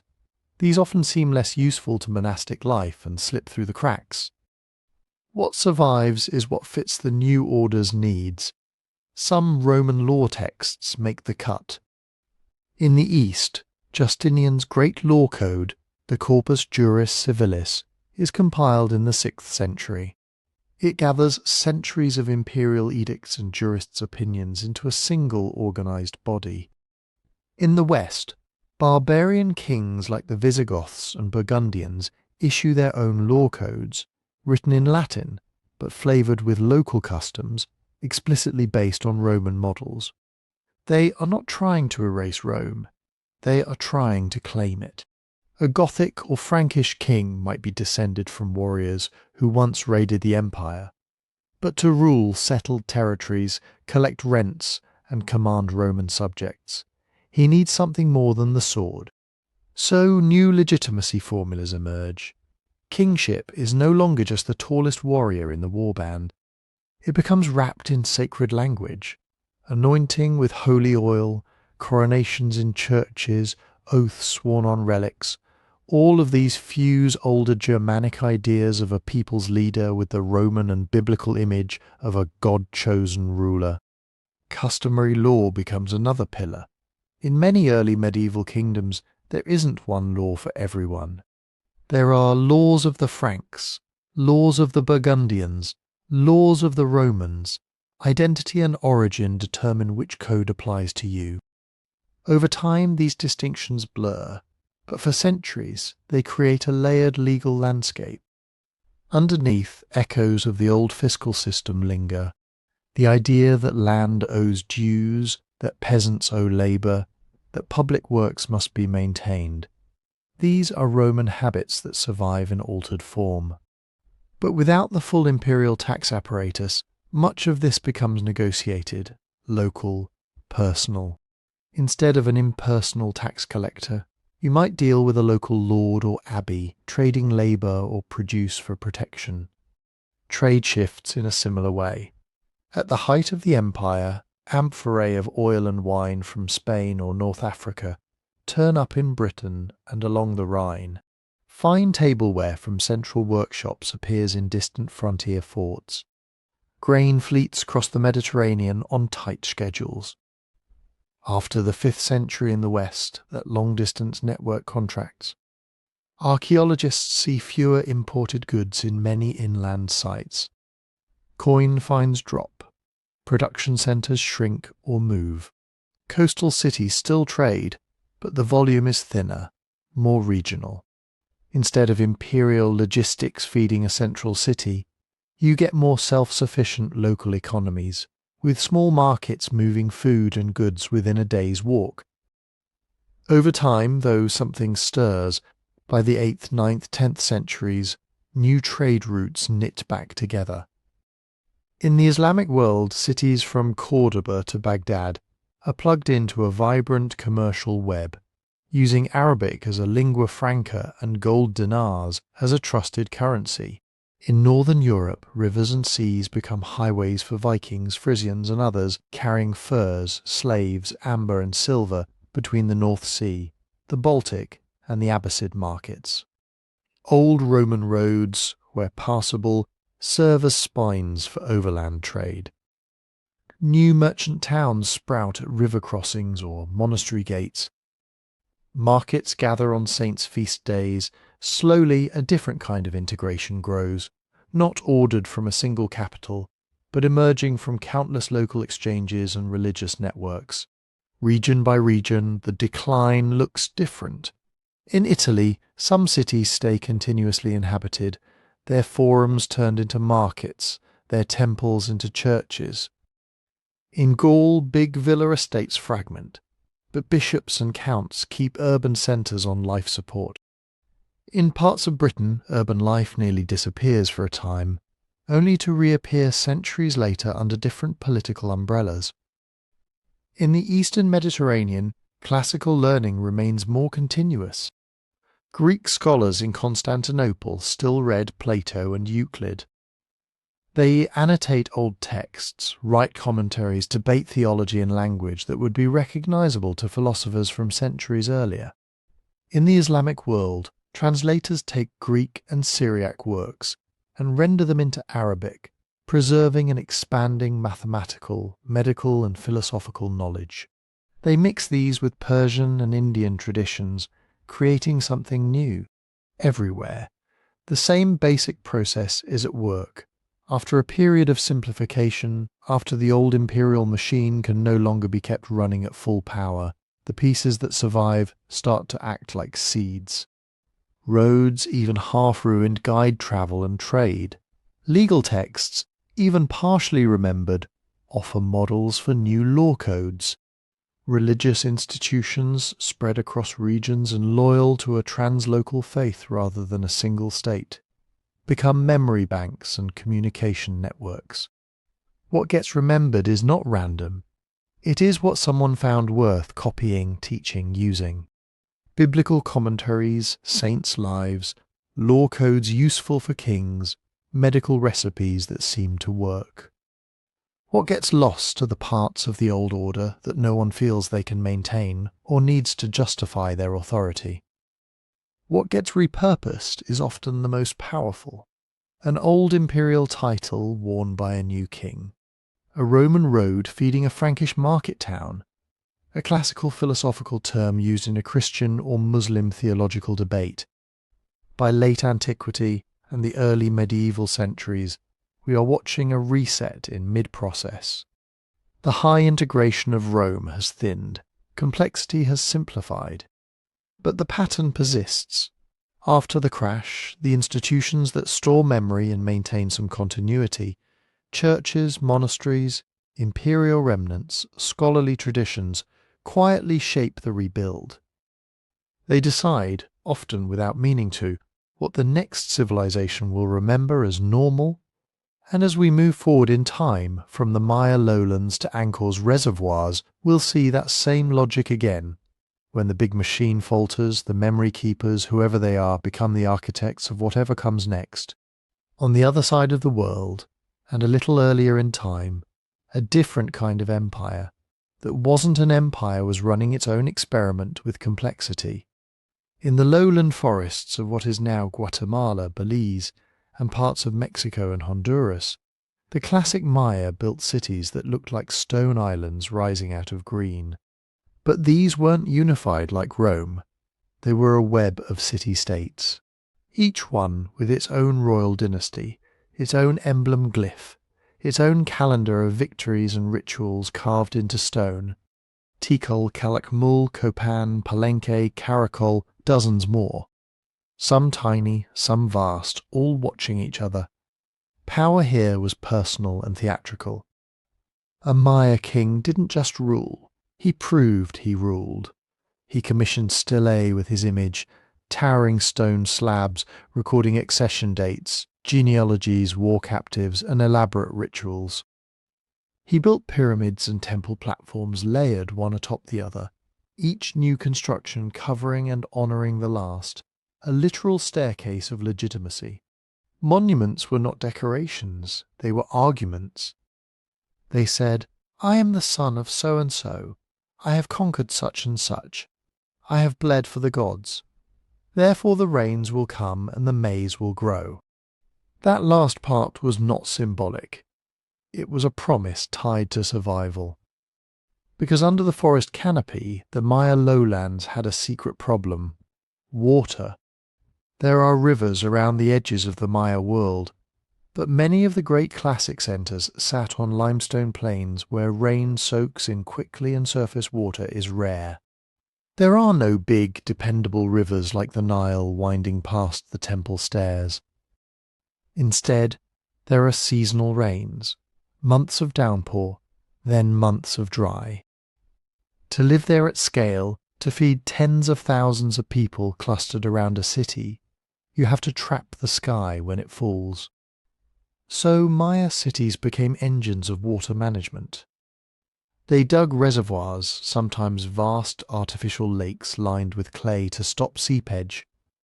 They built channels and sluices to guide runoff from plazas and temple roofs into storage basins. They reshaped hillsides with terraces, not only to grow maize, beans and squash, but to slow erosion and keep precious soil and moisture in place. Water was infrastructure, and because it was infrastructure, it was politics. A king who could command labour to widen reservoirs, dredge silt, build new causeways and maintain terraces, could claim he was literally holding life for his people. Rituals around rain gods and maize gods, bloodletting ceremonies at the start of planting seasons were wrapped tightly around that claim. If the rains were steady, this bargain held. If the rains shifted, the bargain frayed. Climate records pulled from lake beds and stalagmites in caves suggest that during the late Classic period, the 7th, 8th, 9th centuries, this region experienced significant drought episodes. Not one neat single event, but pulses, years or decades when rainfall dropped, interspersed with partial recoveries. Imagine a city already living close to its carrying capacity. Fields extended far out from the central core, pushed onto marginal soils. Population dense, ritual calendar full, monument program ongoing. Every few years, a new building, a new stela, a new promise etched in stone that the order of the cosmos was intact. Then the rains start to slip, not vanish completely at first, just come late, end early, hit unevenly, one valley drenched, another parched. Reservoirs that used to last the whole dry season now run low before the next storms arrive. In that situation, water management isn't just engineering. It's triage. Who gets priority for irrigation? Whose fields are extended into that last patch of usable land? Whose labour is pulled off farming to dredge a reservoir that might or might not fill? Every technical choice becomes a political one. The inscriptions from this period suggest that elite competition sharpened rather than softened under stress. We see sequences of wars, Star War events in the glyphs, terminology many scholars link to major defeats, perhaps city sackings or dynastic overthrows. Lords are captured and displayed as bound prisoners carved at their enemies' feet. Some cities that had been dominant for centuries suddenly lose their shine. Tikal and Calakmul, long locked in rivalry, go through periods of triumph and humiliation. Vassal towns switch allegiances, alliance networks fray.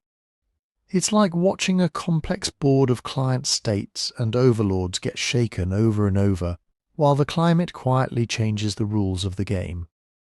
As environmental stress builds, internal instability grows. The archaeological record shows signs of hastily built fortifications at some sites. Defensive walls appear where none had existed before. Monument programs in places begin to stutter. Fewer stelae, rougher carving, unfinished projects. In some cities, palaces and temples show evidence of burning and deliberate destruction.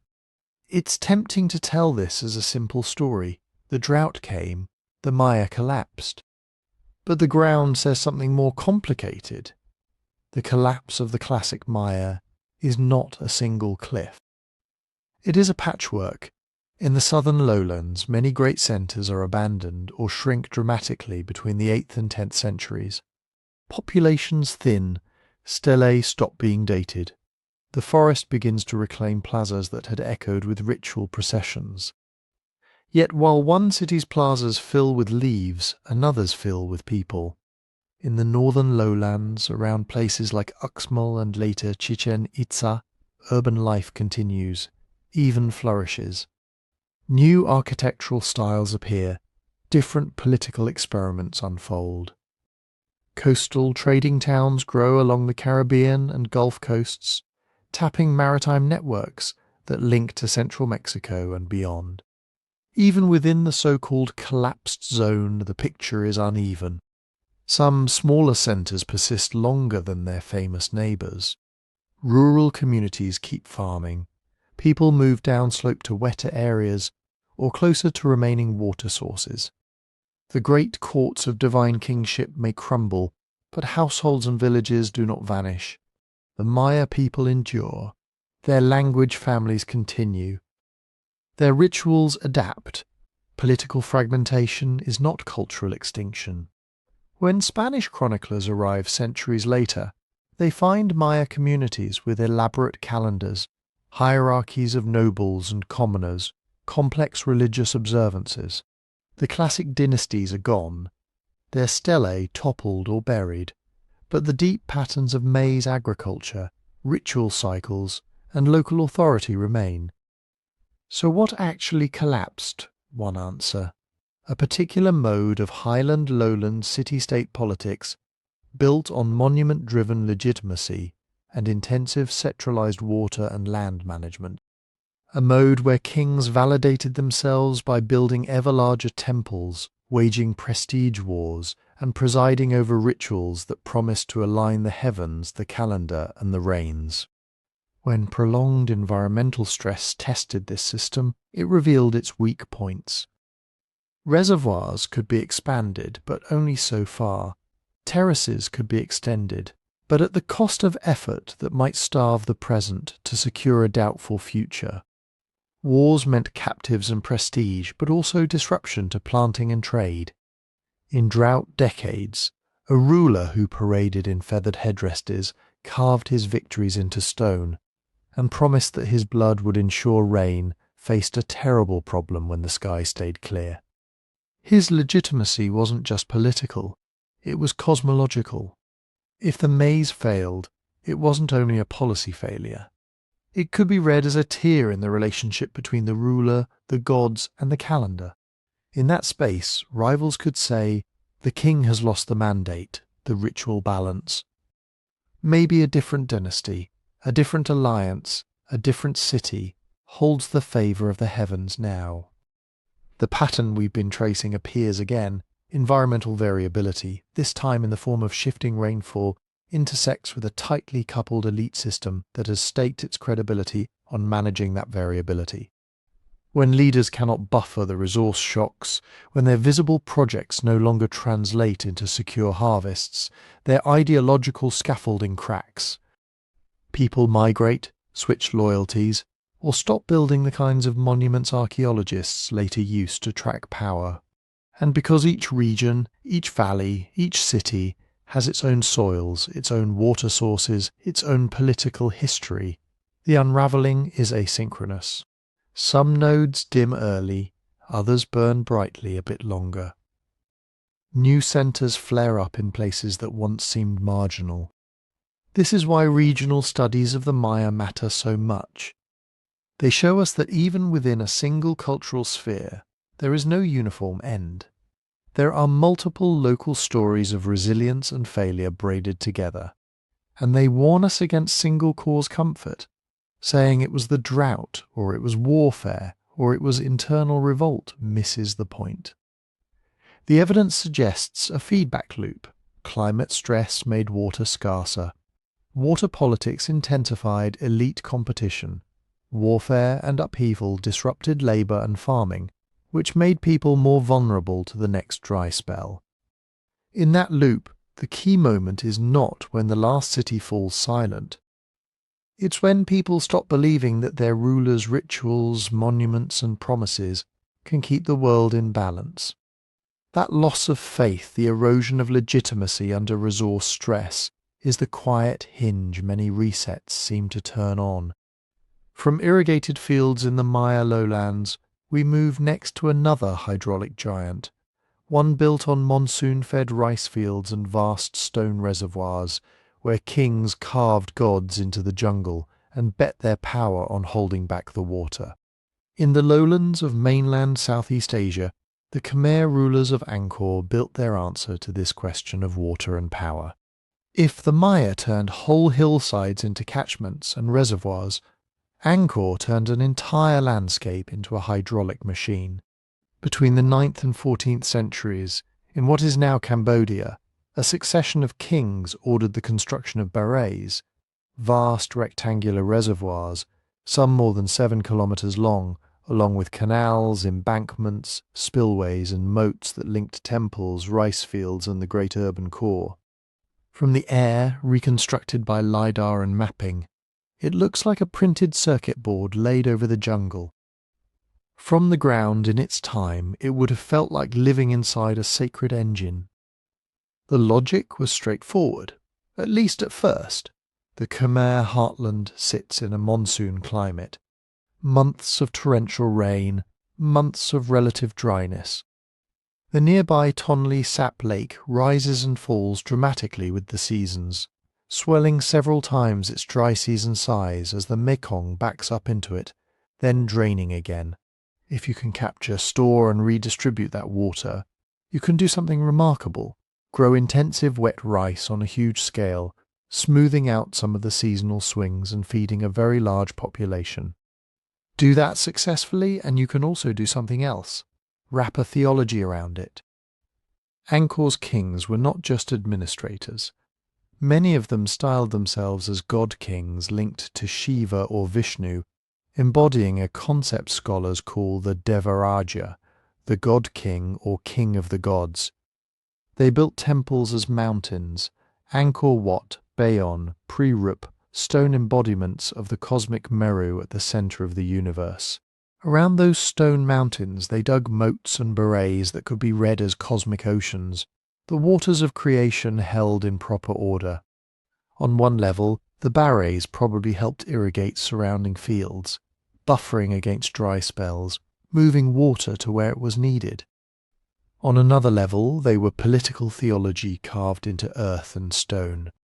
They said, the king orders the waters, therefore the world is in balance. But there's a catch hidden inside this kind of grandeur.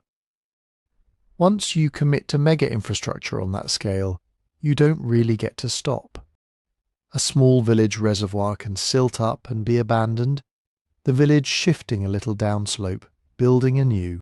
A regional hydraulic grid tying together hundreds of square kilometres, tied also to temples, roads and tax obligations, is not so flexible.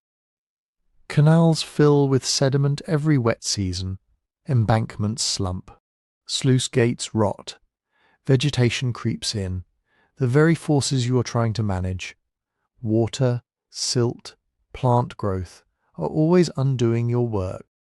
The bigger and more interconnected the system, the more of your society's energy has to be spent just to keep it at the same level of functioning.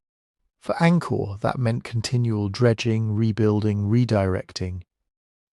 Archaeological evidence suggests that the water network was not a static masterpiece, but a constantly modified, patched and re-engineered system. Channels were cut, widened, abandoned, rerouted, sometimes over centuries. Think of it less as one perfect machine and more as a massive, evolving workaround. As long as the state had enough labour, enough revenue, and enough belief in the ideology that tied all this together, the workaround held. But the environment that Angkor depended on was not entirely cooperative. Studies of tree rings from the region and sediment cores from nearby lakes suggest that during the late 13th and 14th centuries, mainland Southeast Asia experienced episodes of climate instability, sequences of unusually intense monsoon years punctuated by severe multi-year droughts. It's the worst possible pattern for large-scale waterworks. In flood years, torrents can overtop embankments, scour channels and breach dams. In drought years, reservoirs shrink, concentrating pollutants, starving downstream users, and exposing the limits of storage. At Angkor, the evidence on the ground lines up with this stress. In some canal segments you see signs of sudden erosive flows that carve deep channels into previously stable beds, as if storms had driven water through faster and harder than the structures were designed to handle. In others, hasty modifications suggest desperate attempts to reroute or slow water that had become too much or too little at the wrong times. Imagine being an Angkor engineer in one of those decades. You've inherited a water grid that mostly worked under normal monsoons. Now the rains either fail or arrive in violent pulses. Channels collapse. Farmers complain that their paddies are dry or flooded at the wrong moment. Temples built to honour water-controlling deities sit above parched or eroding tanks. Every fix you make creates new strain somewhere else in the system. Meanwhile, the outside world is shifting. When Angkor rose, its power rested not only on rice surpluses but also on its place in regional trade networks, overland and river routes, connecting inland Southeast Asia to coastal ports trading with China, India and later, the wider Indian Ocean world. As time went on, those trade routes began to tilt toward the coast. Maritime commerce became more important, coastal polities, places closer to the sea lanes of the Gulf of Thailand and the South China Sea could tap foreign trade more directly. New centres like Ayutthaya in what is now Thailand and various emerging port cities could siphon off wealth and political attention. If merchants, officials and ambitious nobles could benefit more by aligning with coastal powers than by sending everything through Angkor, the old core's fiscal base would thin. A hydraulic capital is expensive to keep. If tax and tribute start leaking out through new routes, the state's ability to mobilize labour for dredging, levee repair, temple upkeep, and canal rebuilding declines. Now layer that onto climate variability and creeping structural fatigue. You have aging embankments that really need reinforcement this year. You have a drought that has already shrunk your reservoirs. You have a couple of intense monsoon storms that gouge out new cuts in your carefully graded channels. And you have fewer hands and fewer resources to fix it all. Overbuilt systems can fail in ways that feel sudden, even though the underlying pressures have been building for generations. At Angkor, it does not look like everything snapped in a single night of catastrophe. Instead, we see a long, uneven unwinding. The archaeological record suggests that some parts of the city were already thinning out before the traditional fall date in the 15th century. Residential areas show signs of gradual abandonment. Some temple complexes see reduced activity. The water network in certain sectors becomes clogged and altered, while other areas are still being improved. At some point, the political centre of gravity shifts. Royal inscriptions and later chronicles point to the Khmer court relocating toward the southeast, closer to the Mekong and the coast, to places like Phnom Penh and later centres along the river. Power follows water and trade. Angkor the city, the dense concentration of kingship, ritual and hydraulic management in one place, fades. But the Khmer people do not. Khmer-speaking communities remain in the region. Rice is still grown. Buddhist and Hindu practices persist and blend. Later Cambodian kingdoms trace their lineages back through Angkorian rulers. The great temples themselves are never entirely forgotten. Some continue as active religious sites, even if the state that built them has moved on.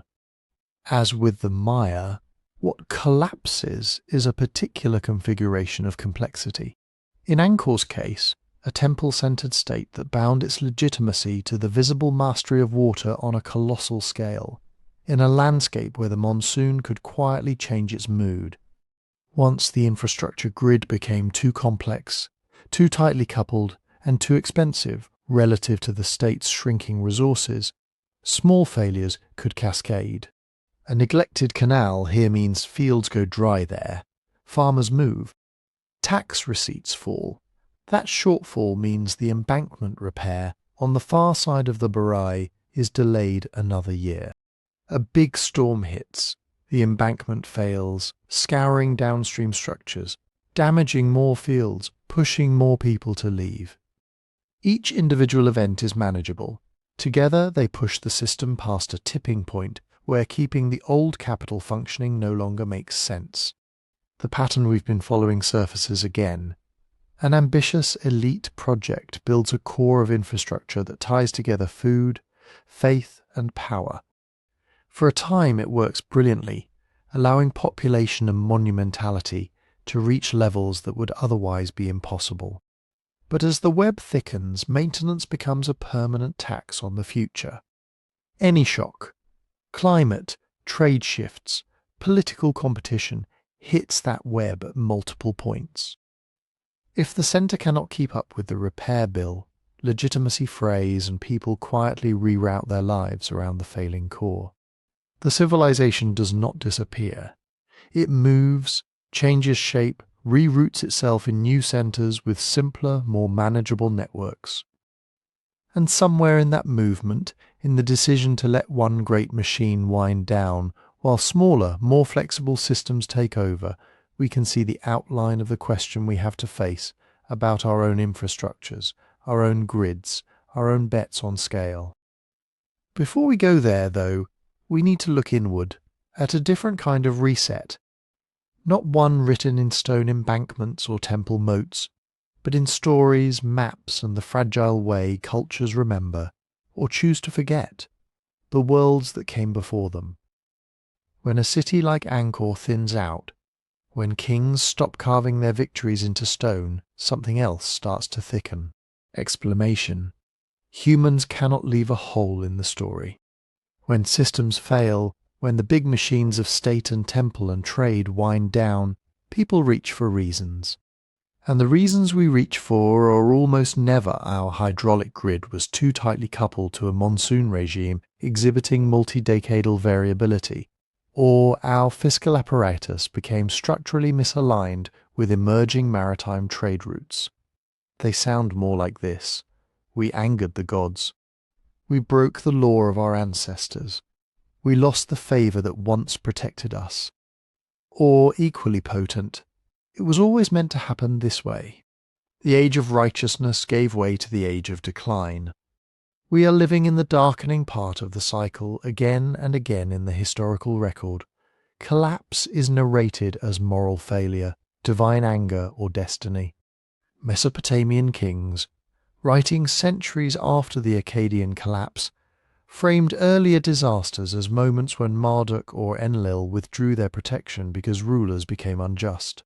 Later, Roman and Christian authors would say that Rome fell because citizens abandoned virtue, or because the old gods were offended, or because history had to move from one covenant to another. Maya inscriptions, when they do hint at reversals, cast them as the turning of great calendrical cycles, or the result of courtly missteps before powerful deities. These are not just excuses. They are attempts to turn chaotic, multi-causal crises into something narratable, moral, and therefore livable. But beneath those stories, something quieter is usually happening. The knowledge base is shrinking. When a reset comes, it rarely erases everything. It narrows the channels through which information can pass. If your scribes are supported by palace surplus, and the palace loses its tax base, you don't just lose a ruler. You lose literacy. Clay tablets are not baked. Papyrus is not copied. Bark paper codices are burned, repurposed, or simply rot in damp rooms. The few people who know how to calculate eclipses or design arches or read complex contracts suddenly have no institutional home. Skill collapses can be shockingly fast. Think of the end of the Western Roman Empire. In the space of a couple of centuries, large parts of Europe went from maintaining stone roads, standardized weights, complex law codes, and multi-level bureaucracies to a world where, in many regions, very few people could sign their names. The knowledge didn't vanish in a puff of smoke. It bottlenecked. Monasteries, cathedral schools, and a handful of aristocratic households became the narrow neck of the hourglass, through which the written remnants of Roman law, Christian theology, classical literature, and practical know-how trickled. The same pattern appears elsewhere. After the Bronze Age collapse, some scripts disappear entirely, like Linear B in Greece for a few centuries. Large-scale palace accounting is gone. The knowledge of how to build vast, finely joined stone complexes fades, then has to be reinvented in new forms. After the Spanish conquest of the Maya lowlands, codices are burned, priestly schools are dismantled, and within a few generations, ritual knowledge that had taken centuries to accumulate is being reconstructed orally in new hybrid forms. Once your literate class shrinks to a handful, a lot depends on their priorities. their fears, and their patrons. Archives are never neutral. What gets copied, stored, hidden, or destroyed is always filtered through some sense of danger and importance. This is where myth and epic step in as emergency storage devices. When the majority of people cannot read, your best bet for transmitting complex information is to wrap it in something memorable, a story, a song, a ritual. Some myths almost shout their origins at us. Flood stories from Mesopotamia, India, China, and the Americas have such specific echoes: water rising, a chosen survivor, a boat or a mountain, animals rescued, a new world seeded, that it's hard not to see layers of memory underneath the theology. Are they exact transcripts of some single prehistoric flood? Probably not. But they are compressed logs of living through real inundations, real shoreline shifts, real river changes, retold until geology becomes morality. Epics do something similar with political trauma. The Iliad and the Mahabharata are not sober court chronicles. They are war, grief, and dynastic struggle turned into poetry. Inside the supernatural battles and divine interventions, you can sometimes glimpse old realities: chariot warfare, shifting alliances, city sackings, migrations taught as family dramas and divine tests. Even cosmologies carry faint fingerprints: cycles of ages in Hindu and Greek thought, the golden age giving way to silver, then bronze, then iron, may echo felt experiences of declining stability after earlier high points of order. But we have to be careful here. Once you realize that myths can encode memories, it is tempting to flip everything, to take every legend of a shining age, every story of flying machines or sunken islands, and read it as literal history of some lost advanced civilization. This is where the forbidden history genres live: the Atlantean empires, the global seafarers 20,000 years ago, the vanished builders with technologies beyond our own. Could earlier cultures have had sophisticated knowledge in some domains that we underestimate? Absolutely. Polynesian wayfinding is a stunning example, a non-literate, embodied science of navigation across thousands of miles of open ocean, encoded in star paths, swells, and stories.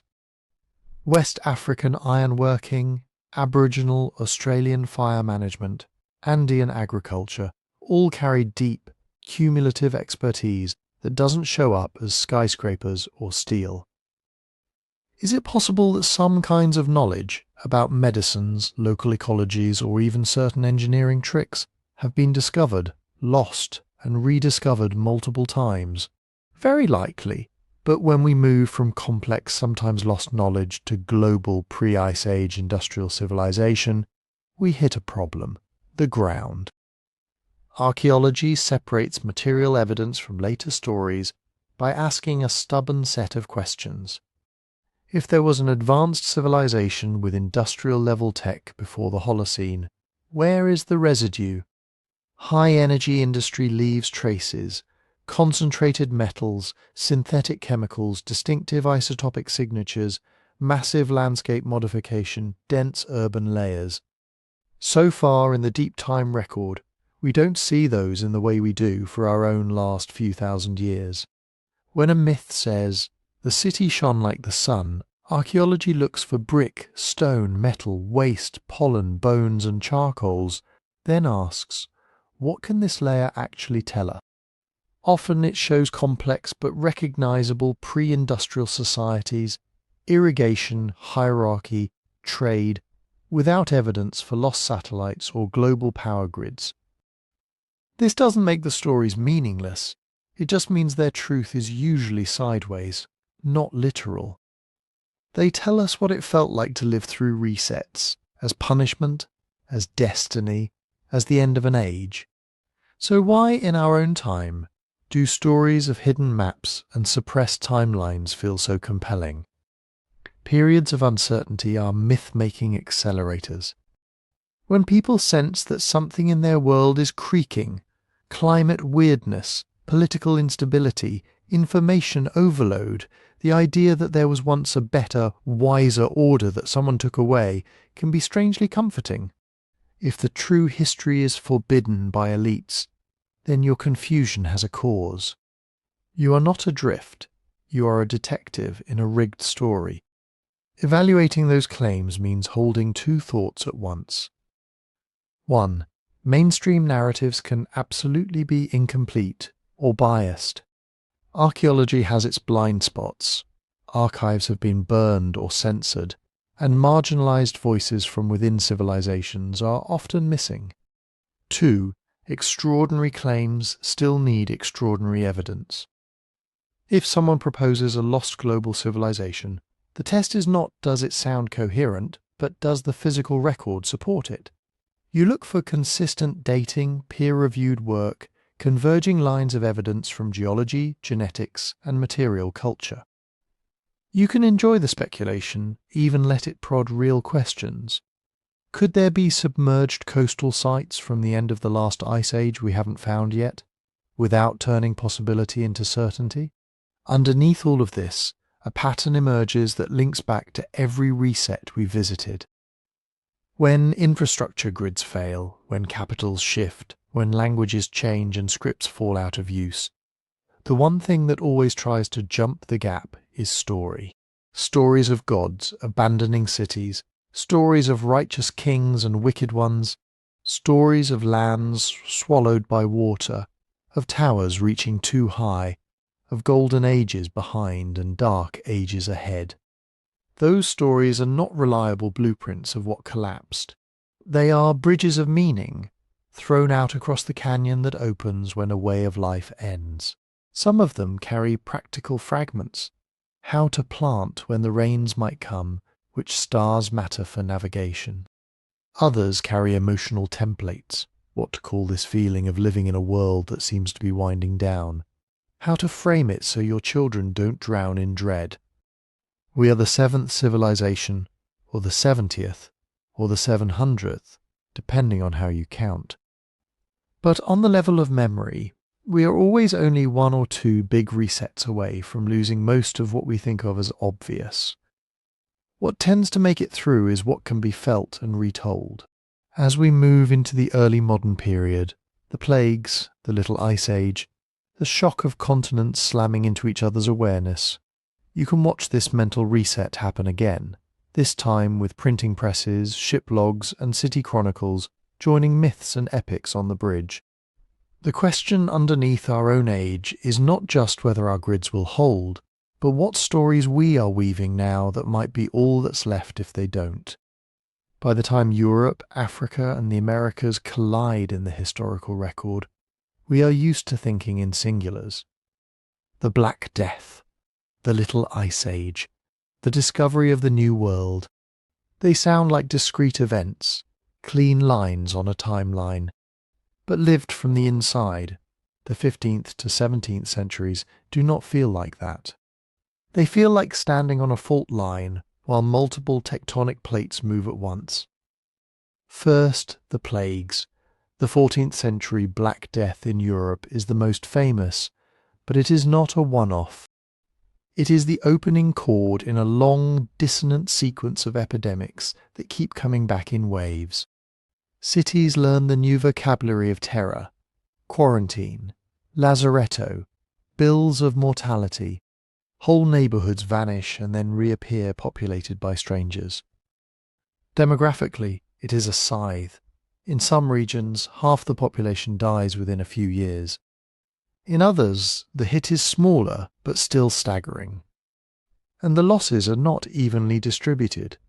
Priests, doctors, midwives, traders, anyone with high contact rates are especially exposed. When that many people vanish that quickly, the structure of work itself changes. In late medieval Europe, where peasants had long been bound to lords, labour suddenly becomes scarce. Fields lie untilled, manor courts can no longer casually replace workers. Survivors find themselves bargaining from a position of strength. Wages rise. Serfdom begins to crack in places like England and parts of France. Laws are passed trying to freeze wages at pre-plague levels, to anchor a social order that has already slipped its moorings. They mostly fail. It is not that elites suddenly become kinder. It is that, in a depopulated landscape, leverage flows downhill for a while. Elsewhere, though, power doubles down.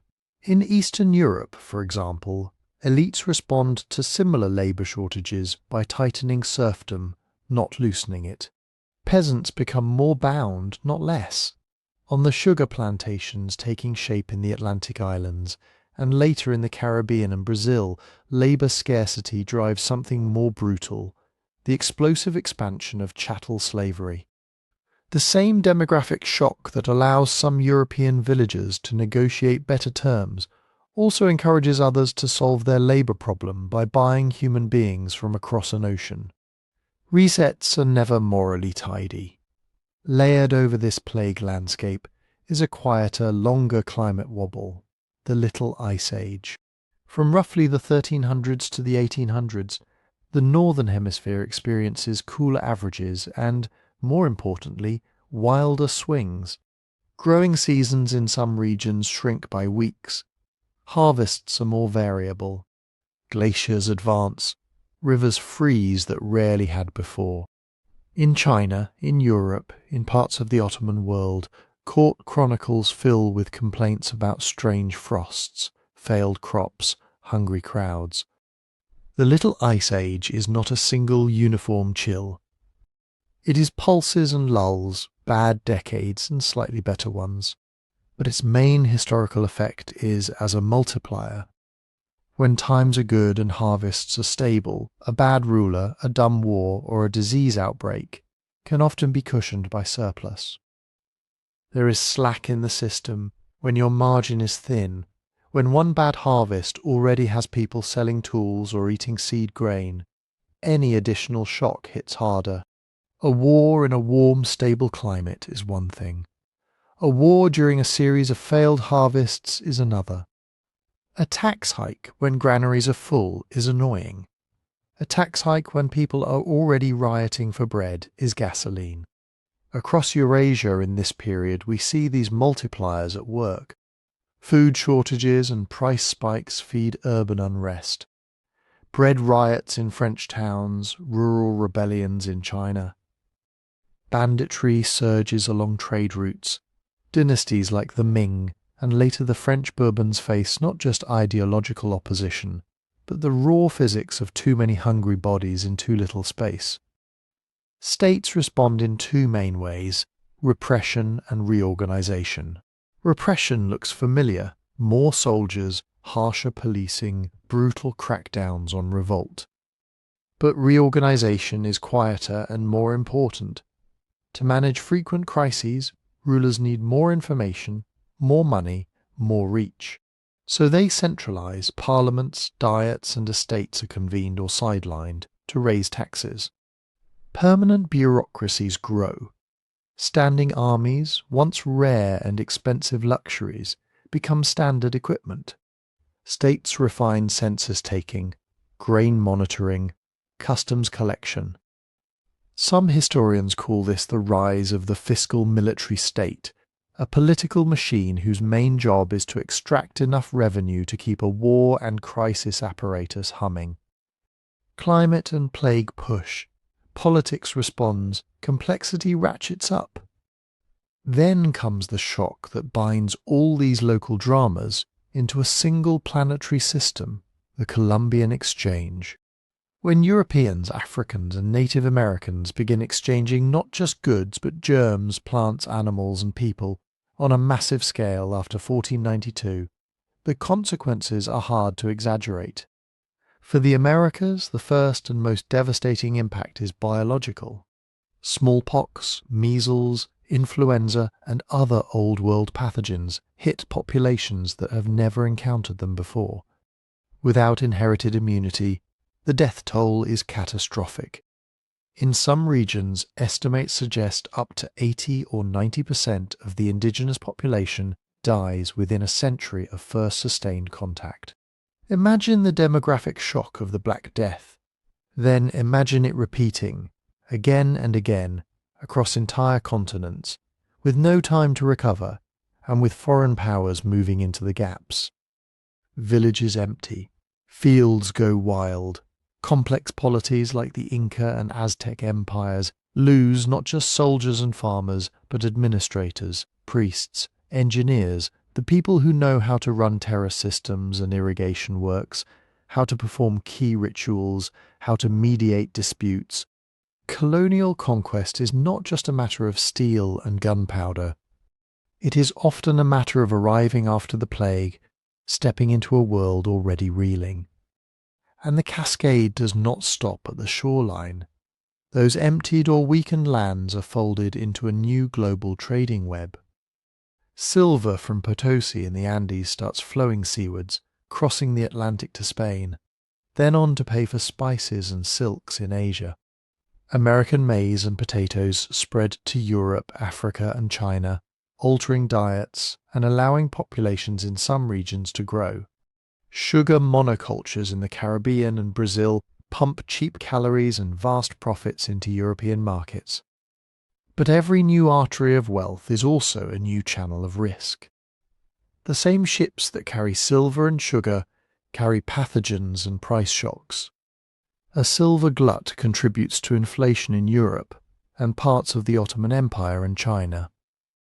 Governments that have built their budgets on certain metal flows suddenly find their money buying less. Debts balloon, discontent sharpens. To keep these trade networks running, states have to scale up even further. Navies are built to protect sea lanes and to choke those of rivals. Forts dot coasts from West Africa to the Indian Ocean to the Americas. Chartered companies emerge, hybrids of corporation and state, raising their own armies, writing their own laws in distant ports. War becomes more global, more expensive, more continuous. Revolts follow in the wake of that pressure. Peasant uprisings against new taxes, urban riots against grain exports, colonial rebellions against monopolies. Sometimes they succeed briefly. More often they are folded back into the logic of centralization. Crush, reorganize, tax harder, build more ships. What looks from a distance like the rise of a confident, early modern world system. Gleaming galleons, Renaissance courts, scientific revolutions is, up close, a nervous system stretched tighter and tighter over a planet-sized body. The pattern is familiar by now. As networks expand, they unlock new resources, new possibilities. Europe taps American silver, African labor, Asian spices. Asian markets absorb New World crops. African polities engage with Atlantic trade, some enriching themselves through it, others being torn apart. But each new linkage also transmits stress faster and farther. A harvest failure in one region can affect prices across an ocean. A disease outbreak in a port city can ripple along trade routes. A financial crisis in a royal court can trigger default, which weakens allies, which changes the outcome of a war, which reshapes entire continents. There is no single early modern collapse instead. There is a stack of overlapping shocks: plague, climate, conquest, trade, pushing the system toward greater integration and greater fragility at the same time. The reset here is not a clean break like the Bronze Age collapse. It is a reset inside the operating system, a shift from many regional civilizations to an entangled world system where no part can fully crash alone. And inside that entanglement, the same old question is building in a new key. How big, how complex, how tightly coupled can a civilization become before the very scale of its success becomes the main source of its risk? To see the next layer of that question, you have to watch coal catch fire, steam hammers pound, and carbon begin to pour into the sky. Coal is not just a new fuel, it is a radical cheat code for complexity. For most of history, almost all useful energy on Earth came from recent sunlight. Plants grew, animals ate the plants, humans ate both. Wind and water added a little extra motion, but the ceiling was low. A bad harvest meant not just hunger, but less muscle to plough the next field, less wood carried, less work done. With coal, then oil and gas, we start burning sunlight that fell millions of years ago. It is like emptying a vast ancient battery in a few centuries. Suddenly the old constraints loosen. 1 ton of coal contains more usable energy than an entire team of labourers could produce in a year. Oil does even more. Machines powered by these fuels can dig deeper, move faster, lift heavier, and run longer than any animal. Population responds. Cheap energy makes it possible to grow more food per acre, move it farther, and store it longer. Synthetic fertilizers, made from fossil fuels, pour nitrogen into fields that would otherwise be exhausted. Tractors replace oxen. Railroads and steamships knit continents and oceans into timetables. On top of that, factories bloom: steel, textiles, chemicals, weapons. Cities swell as people leave farms for wage work. Within a century or two, human population doesn't just grow, it rockets from under 1 billion in 1800 to billions by the late 20th century. But it is not just numbers, it is interdependence. In a medieval village, many basic needs can, in a pinch, be met locally. Food, simple tools, shelter, fuel. Life is hard, but the network radius is small. In an industrial world, almost nothing important is local anymore. The coal that powers your factory might come from one region, the cotton you spin from another continent, the machine tools from a specialized cluster of workshops hundreds of miles away. The capital to build the mill from investors who have never seen it. The insurance from a firm in a different country. Industrialization builds new kinds of irrigation networks, but instead of water and grain, they move materials, money, and information.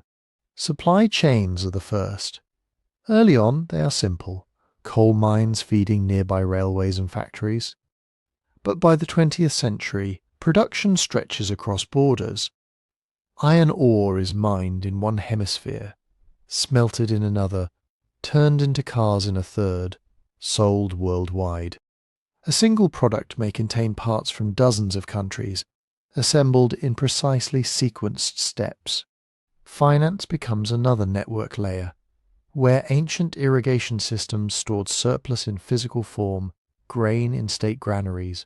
Modern systems store it as numbers in ledgers and computers. Banks, stock markets, bond markets, insurance pools, central banks. Capital can be shuffled across the globe in seconds, seeking returns, funding projects, smoothing shocks or amplifying them. Information systems are the nervous tissue laced through it all. First newspapers and telegraphs, then telephones, radio, television, the internet. Prices, weather data, military movements, crop reports, scientific findings, viral rumours, all moving faster than any caravan or sailship ever could. Decisions that once took months now happen in hours or less, like the canals of Mesopotamia or the reservoirs of Angkor. These modern networks increase output and coordination. They also make everything more tightly coupled. The logic of efficiency begins to dominate. In a competitive industrial system, wasting resources is punished. Idle warehouses, extra workers, redundant equipment, they all look like costs to be cut. So businesses optimize. Just-in-time inventory replaces just-in-case. Parts arrive at the factory dock hours before they are needed, not months. Power grids are run closer to capacity. Hospitals trim spare beds. Global shipping runs with fewer extra ships in reserve. For a while this works brilliantly. Costs fall, profits rise. Consumers get cheap goods. Cities glow with electricity. Planes cross oceans. Data moves at the speed of light. But efficiency and resilience are not the same thing. Resilience is the ability to absorb hits, a flood, a strike, a disease outbreak, a war, a financial panic. It often depends on slack in the system. Extra stocks, extra workers, alternative routes, backup plans. An efficient system tries to shave that slack away. So as industrial civilization grows more powerful, it can also become more brittle. A delay in one factory in one country can halt assembly lines around the world. A disruption in one fuel supply can black out millions.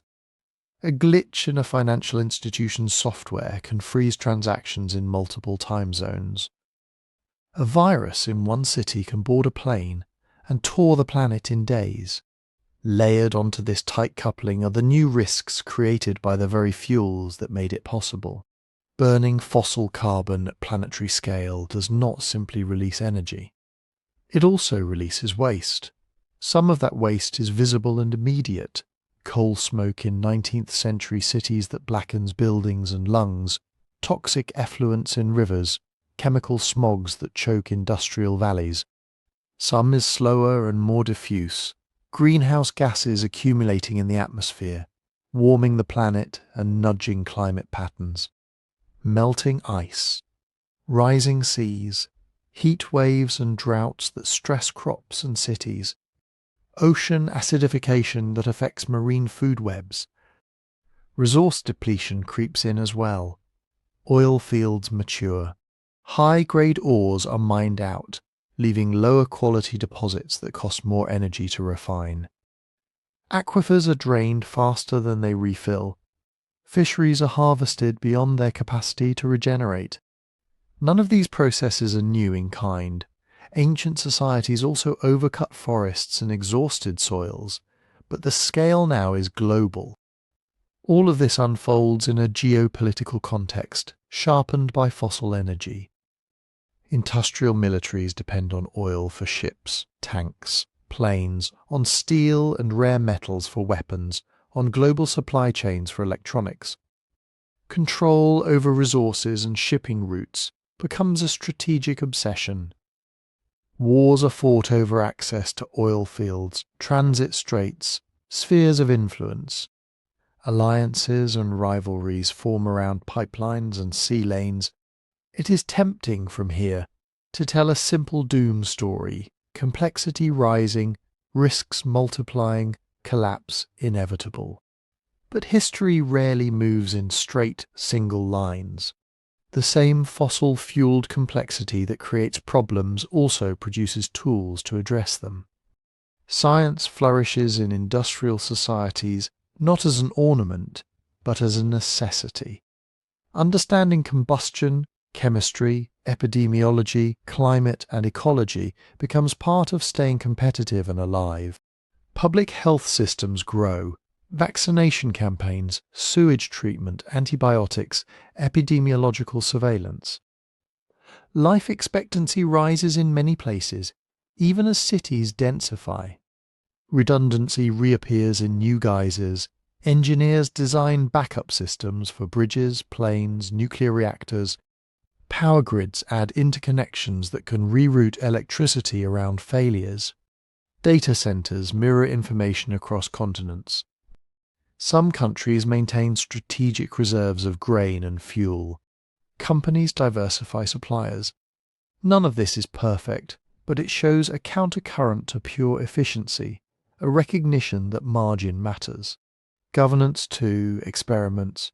Constitutions are rewritten. International institutions form to manage shared risks. Health agencies tracking diseases, climate bodies coordinating research and negotiation, trade organizations setting rules. City planners rethink zoning, transportation, and green space. Democracies, autocracies, and hybrids all grope, in different ways, for mechanisms that can steer vast, fast systems without losing control. Sometimes they succeed partially, sometimes they fail dramatically. Often they stumble, learn, and try again. Looking back at earlier resets, we can see echoes. Like Rome, industrial civilization builds extensive infrastructure. Roads become highways, aqueducts become global shipping lanes and fiber optic cables. Like the Late Bronze Age, it creates dense trade networks that move essentials and luxuries together. Like Angkor, it invests in large-scale systems, dams, grids, logistics chains that can be both triumphs and vulnerabilities. The familiar pattern is there. Complexity expands faster than our ability to foresee and manage its side effects. Solutions to one problem create new problems elsewhere. Gains in efficiency trade away cushions of safety. Integration that brings prosperity also transmits shocks. But unlike past civilizations, this one is not confined to a region. Its energy base is planetary. Its networks wrap the entire globe. Its crises and its coping mechanisms are shared, whether we like it or not. From the inside, it is hard to tell whether we are approaching a rupture, a long plateau, or another messy, partial reset that rearranges everything while leaving the deep pattern intact. Our descendants, or whatever comes after us, may look back and see the Industrial Age as one more chapter in the same story. A peak of complexity, a tangle of stresses, and then some kind of shift. To guess what that shift might look like, we need to zoom out even further, beyond coal and steam and silicon, to the one quiet thread that has run through every reset so far. So, when we talk about the seventh civilization, we are not counting like entries in a ledger. There is no universal scoreboard where Sumer is number 1, Rome is number 3, and we are now officially on level 7. It is more a way of thinking, a framing device, a reminder that what feels unique from the inside might look, from far away, like one more turn of a wheel that has already spun many times. You can slice the history of complex societies in lots of ways. Some people count distinct regions, Mesopotamia, Egypt, the Indus, China, Mesoamerica, the Andes. Others group by world systems, the Bronze Age network, the classical Afro-Eurasian world, the medieval rebuild, the early modern global web, the industrial era. Call us the 7th, the 10th, or the 27th.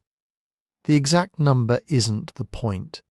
The point is the pattern. Across thousands of years, across deserts and jungles and river valleys, certain moves repeat. The details change, the gods, the scripts, the building techniques, but the curve has a familiar shape. It goes something like this. First, complexity builds dependence. Small villages become towns, towns become cities. Irrigation canals link farms to storehouses. Roads link markets to distant mines. Palaces link soldiers to paymasters. Temples link gods to grain. Each new connection adds capability. More food, more trade, more information, more power. But each new connection also adds reliance. Sumer depends on its canals being dredged. The Bronze Age palace economies depend on tin arriving from far away. Rome depends on grain fleets crossing the Mediterranean. Angkor depends on its reservoirs filling and its embankments holding.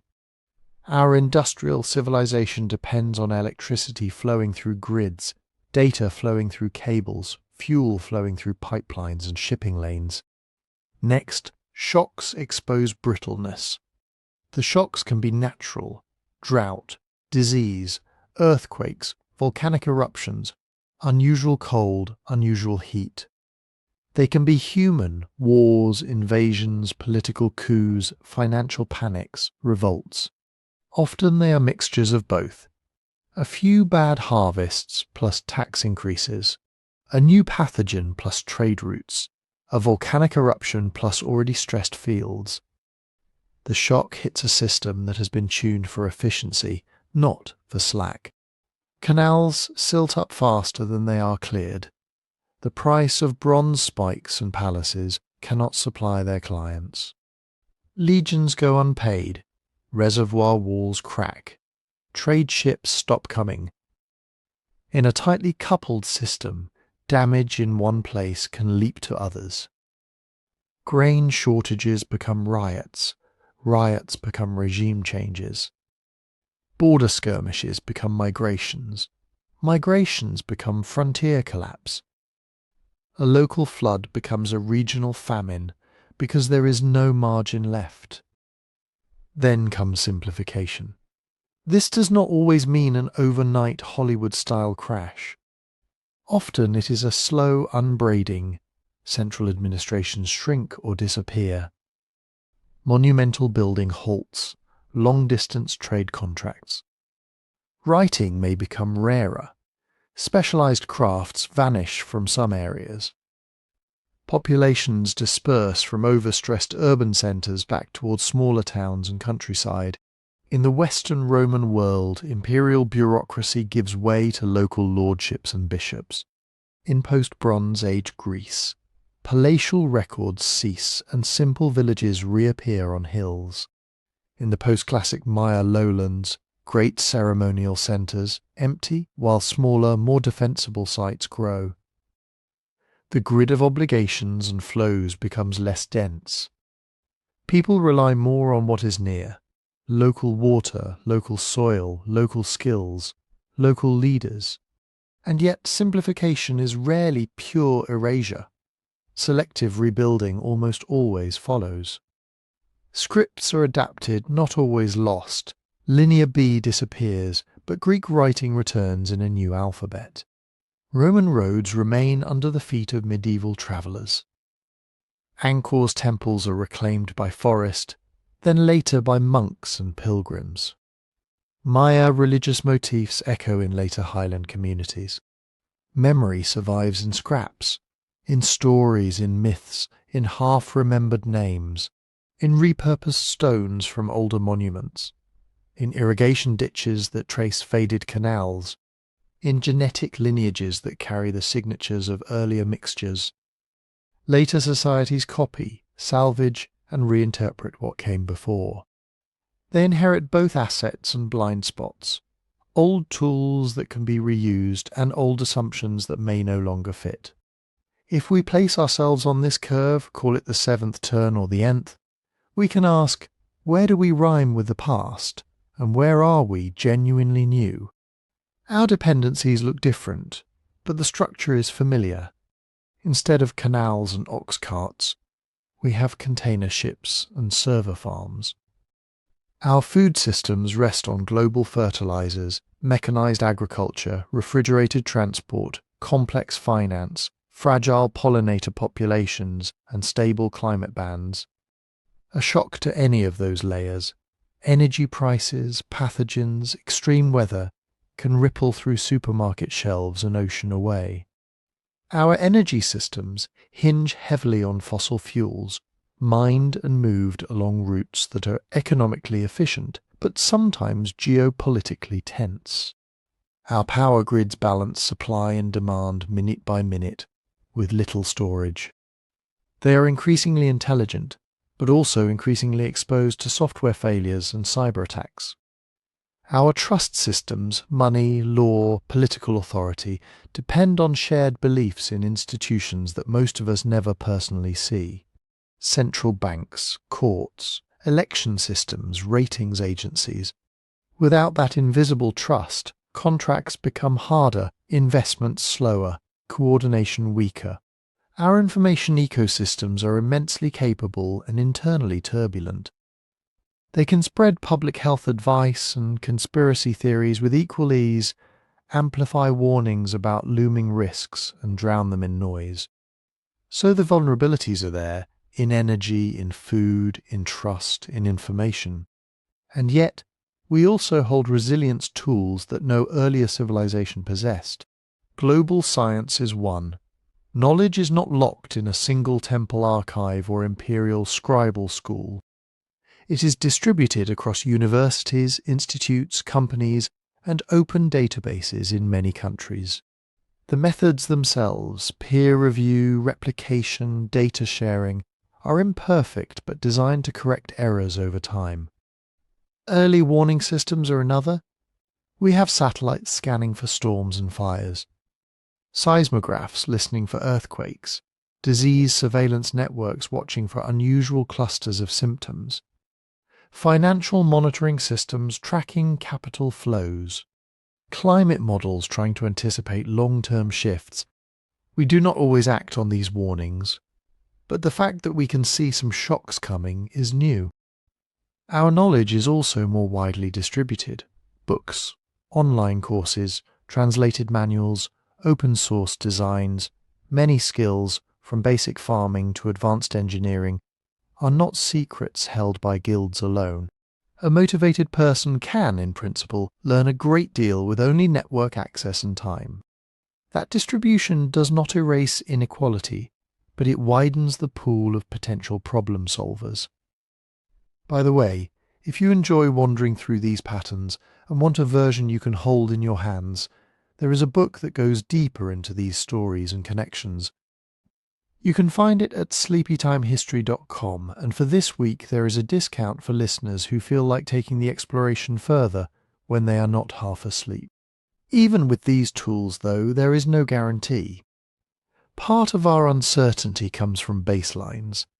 Earlier collapses happened in a world where most people were farmers, where forests and fisheries still had room to recover, where climate swings were mostly regional. Our baseline now includes billions of people, many living in dense cities, tightly bound to fossil fuels and industrial supply chains. We also see more. Archaeologists reconstructing the Bronze Age did not have satellite imagery, dendrochronology, ice cores, global trade statistics. We are unusually aware of our own entanglements, and unusually tempted to draw straight lines into the future from short runs of data. And then there are unprecedented technologies.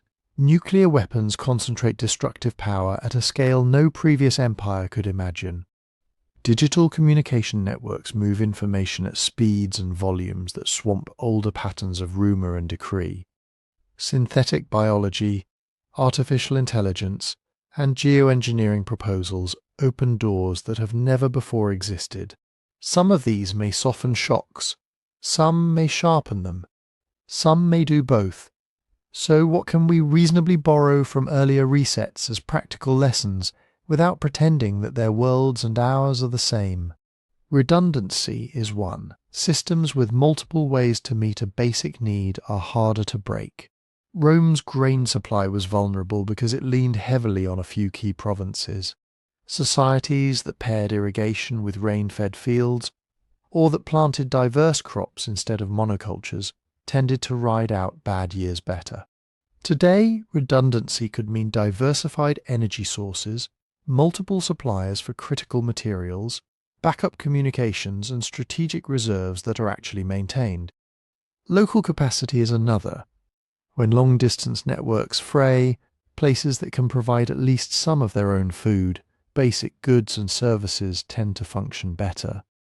Medieval towns that kept local mills and workshops could survive when wider trade faltered. Communities with local water management skills could adapt when central authorities weakened. For us, that might look like supporting local food systems, regional manufacturing and civic skills, people who know how to repair, not just replace. Legitimacy matters. When people see institutions as fair, responsive and rooted in shared norms, they are more willing to endure hardship and cooperate. When they see them as predatory or indifferent, they withdraw, resist, or revolt. Many past collapses were hastened by elites doubling down on extraction when times got hard, raising taxes, hoarding surplus, ignoring peripheral distress.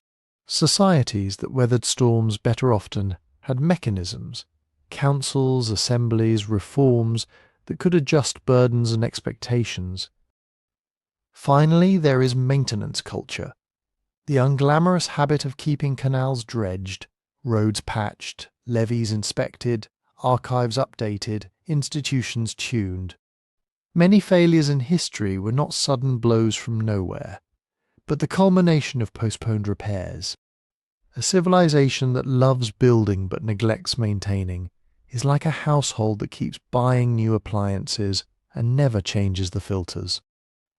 We cannot know from inside whether our own story will look, in hindsight, like a sharp break, a long, slow bend, or a sequence of rolling adjustments.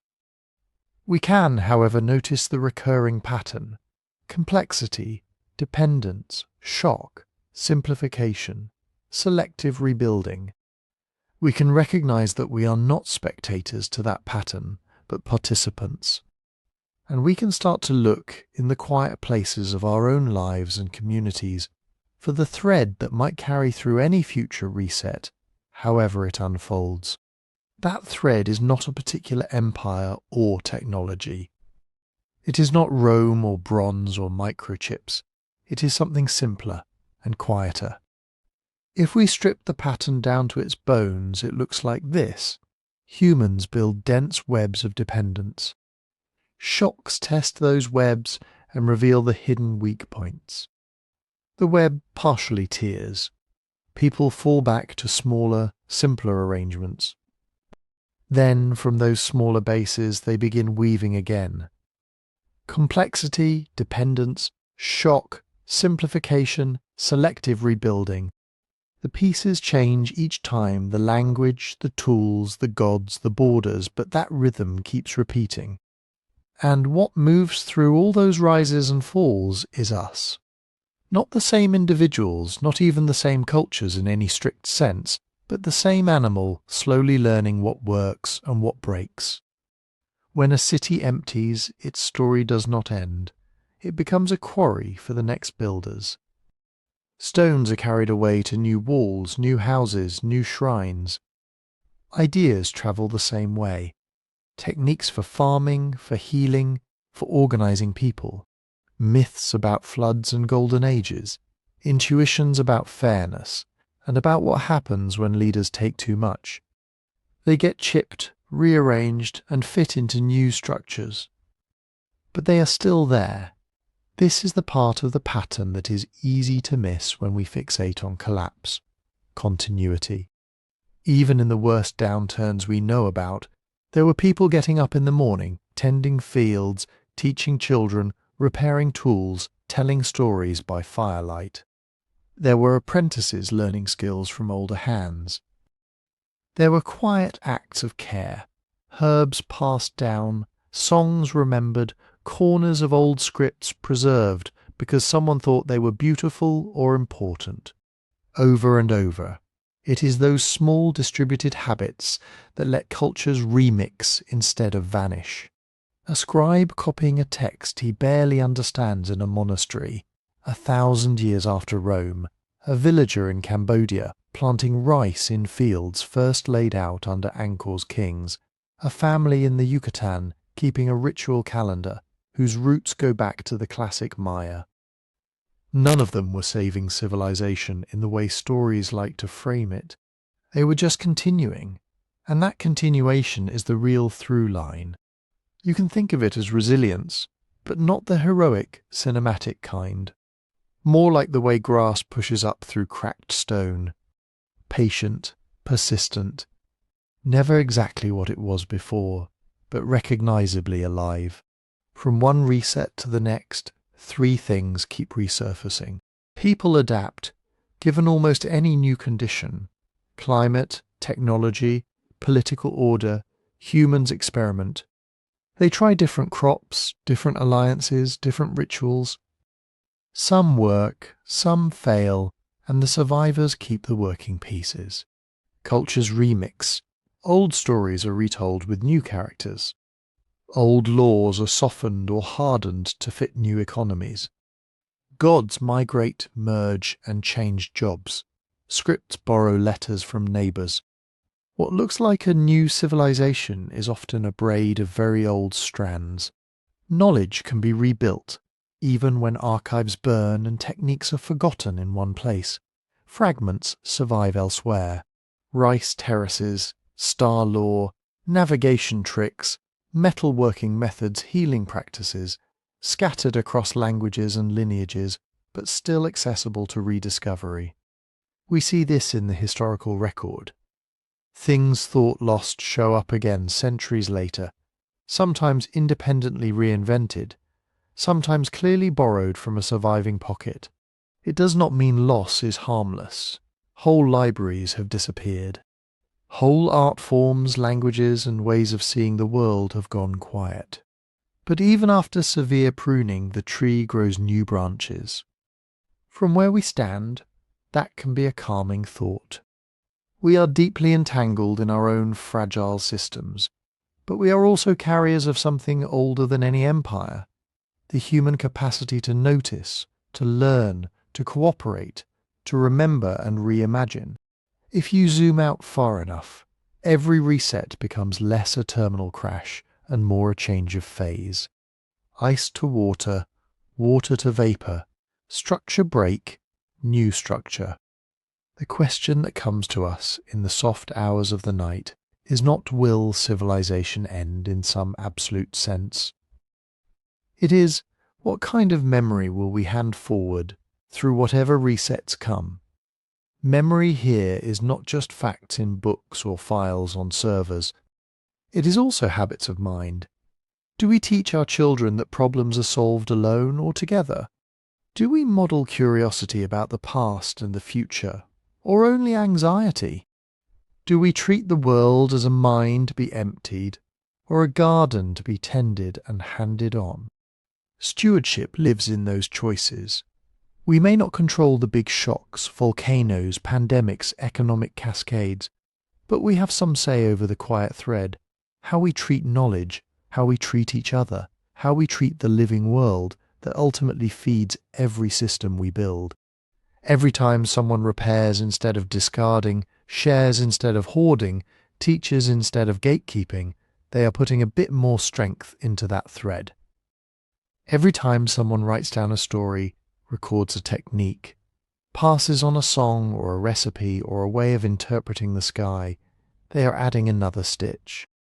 If you've listened this far, you are part of that work simply by paying attention. Before we drift towards sleep, I'd love to know, where in the world are you listening from, and what time is it for you right now? You can leave a comment with your city or region, and whether it's late at night, early morning, or somewhere in between. It's always fascinating to see this quiet little network of listeners stretched across time zones. If this kind of slow, contemplative history helps you relax or gives you something gentle to think about as you fall asleep, it would mean a lot if you'd tap like, leave a comment, and subscribe. Those small signals tell the algorithm to carry these stories a little farther to other people who might need a calm voice and a long view. And if you'd like to wander deeper into the prehistoric side of the story, the bottlenecks, the forgotten experiments, the strange clues written in bones and stones, there's a book that explores those secrets in more detail. You can find it at sleepytimehistory.com. If you feel curious when you're more awake, you can read more there, or pick up a copy to keep by your bedside and dip into when you want to time travel without screens. Wherever you are, and whenever you're hearing this, remember, you are the descendant of countless survivors. Your mind carries patterns refined through ice ages, droughts, plagues, wars, and rebuilds. Civilizations may rise and fall, grids may tangle and loosen, but the quiet thread of human curiosity and care has made it through every reset so far. Let that be a soft weight on the pillow beside you. Not a reason for fear, but a reason for gentle confidence that whatever comes next, someone will be watching the sky, tending the earth, telling the stories, and finding ways to begin again. Sleep well, and keep a little corner of your mind open for wonder.